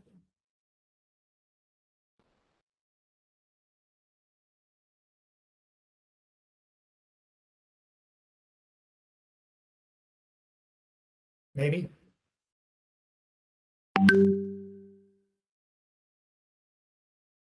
Can you hear me? We can. There you go. There you go. Great, thank you. Well, thank you for the opportunity to wrap up here. This was a fascinating discussion, and let's say a peek into what we in Eurelectric call the electric decade, into the realities of this fascinating decade. I try to say a few things about those three key elements that the discussion has been evolving around: the resilience piece, the prosumers, and the needed modernizations for let's say making those two things happen at the same time. First of all, I wanted to say on the resilience part, this is something that we've been very preoccupied with in Eurelectric, and I thought it was truly fascinating to hear the stories from around the world on, or especially, of course, Europe and the Americas of how this is unfolding, and not least how quickly companies are able to respond and in a fairly short amount of time bring people back online. The sort of the two sort of let's say reflections it left me with were the differences in the phenomena that we're seeing on the one hand in the Americas and Europe, but how they are basically, you know, the actions on the utility side that are needed regardless of the phenomenon, and how we need to respond. The other thing that struck me was that when we assessed the investment needs in the grid space over the next 10 years in Europe, and Torsten has been referring those numbers of 400 billion euros over a matter of 10 years. We estimated that we were looking at somewhere around 8% of all investments going exclusively to the issue of resilience. Having listened to the discussion today and knowing about how we see the future in terms of increased occurrences of extreme weather, I wonder whether we're on the low side with the 8%. In any case, this is something that needs proper tools, and I know that Arshad Mansour from EPRI has some very interesting ideas about digital tools that could be developed with a specific view to sort of coupling energy system thinking together with weather analysis and what we know about how the weather systems are evolving.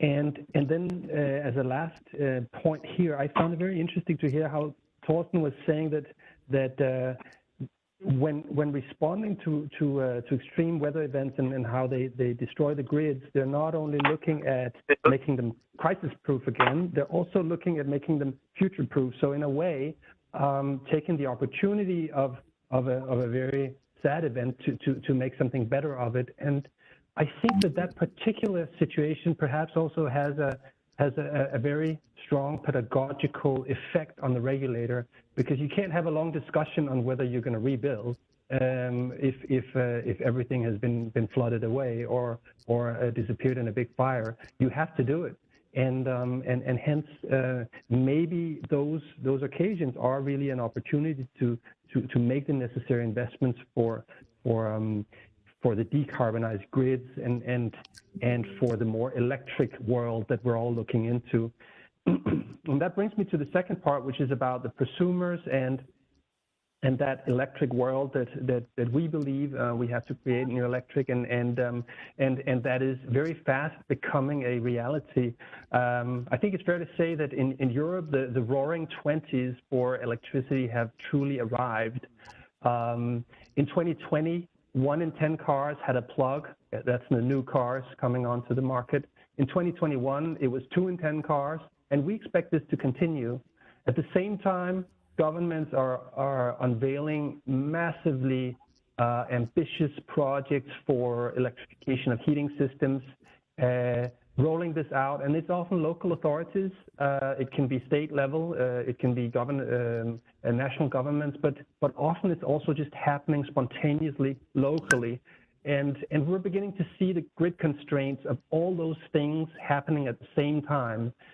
There was a fascinating anecdotally story in my local press about a grid region losing power on the very sort of cusp of Christmas Eve, when everybody put their turkey in and were charging their cars and turned on the TV and also had their heat pumps running. Everything just cracked, and they had to play Christmas reverse by eating the cookies first and dancing around the tree until they could start cooking. So the issues are real, and that leaves us with a question of, let's say, how we modernize the grids, because we're only at the beginning of this journey. We're looking into some 50 million electric cars on the roads in Europe by 2030, just 8 years from now. We're looking into millions and millions of heat pumps coming onto the grids. We're looking into some 350,000 megawatts of renewables coming onto the local grids, that is, as a consequence of the decentralization of generation. So we're looking at a wholly different future that requires grid modernization, reinforcement, digitization right here, right now. And so to the discussion about AMI, I think there's just no way around this. I mean, that's very clear from a European perspective. We're only going to deal with this if we have an infrastructure that can optimize, that can be flexible to a very high extent.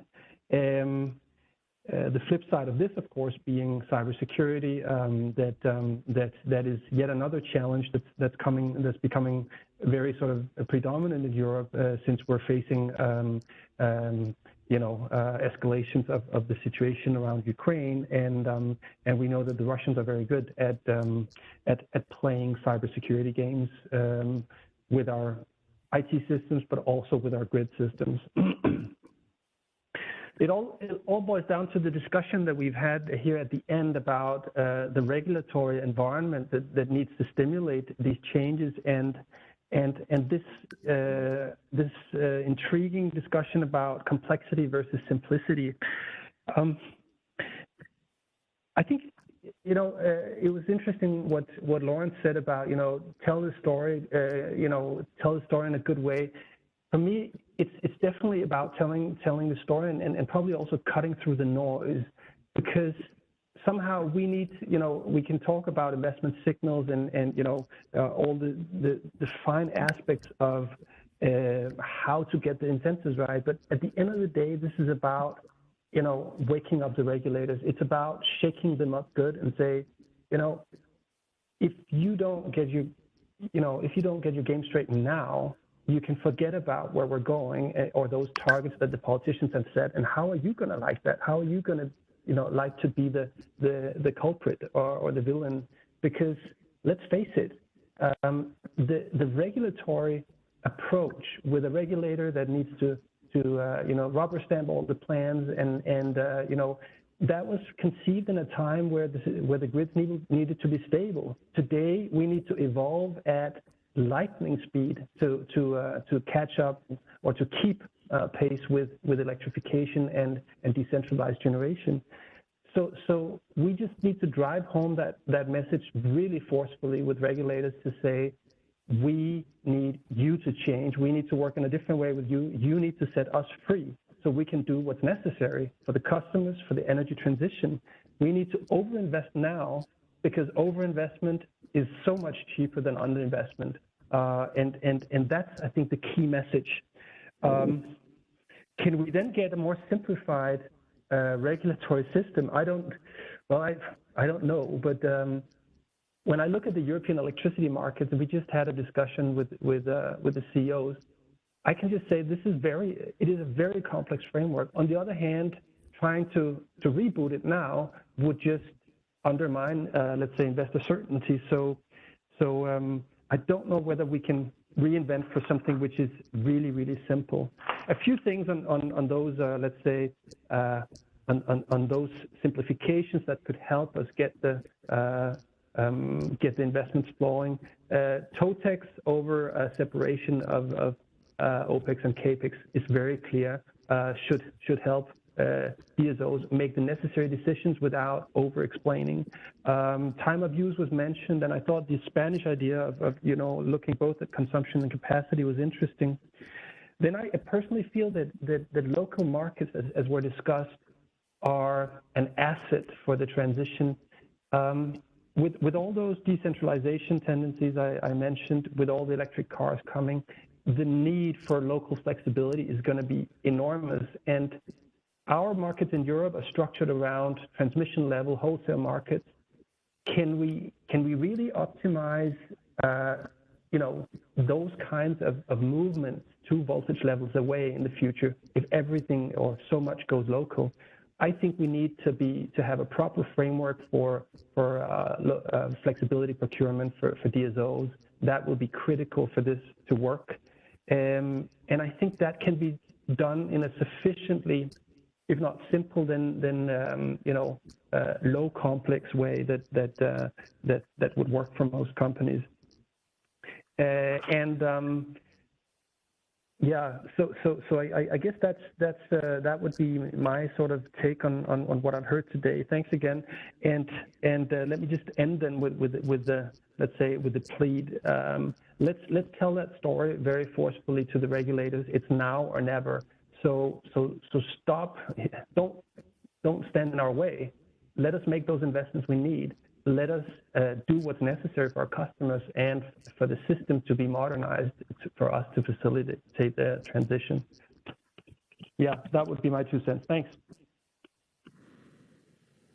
Wrap up, Christian, and I think it's right on target in terms of the messages and aligned with the examples that we heard today in terms of the experiences around the world. And we look forward to one more session tomorrow where we're going to get the African perspective. So if you can't join us for that, check out those presentations later because they will be posted. And I want to thank everyone for joining us. It's been a great session. I've learned a lot and I hope you have too. Thank you very much.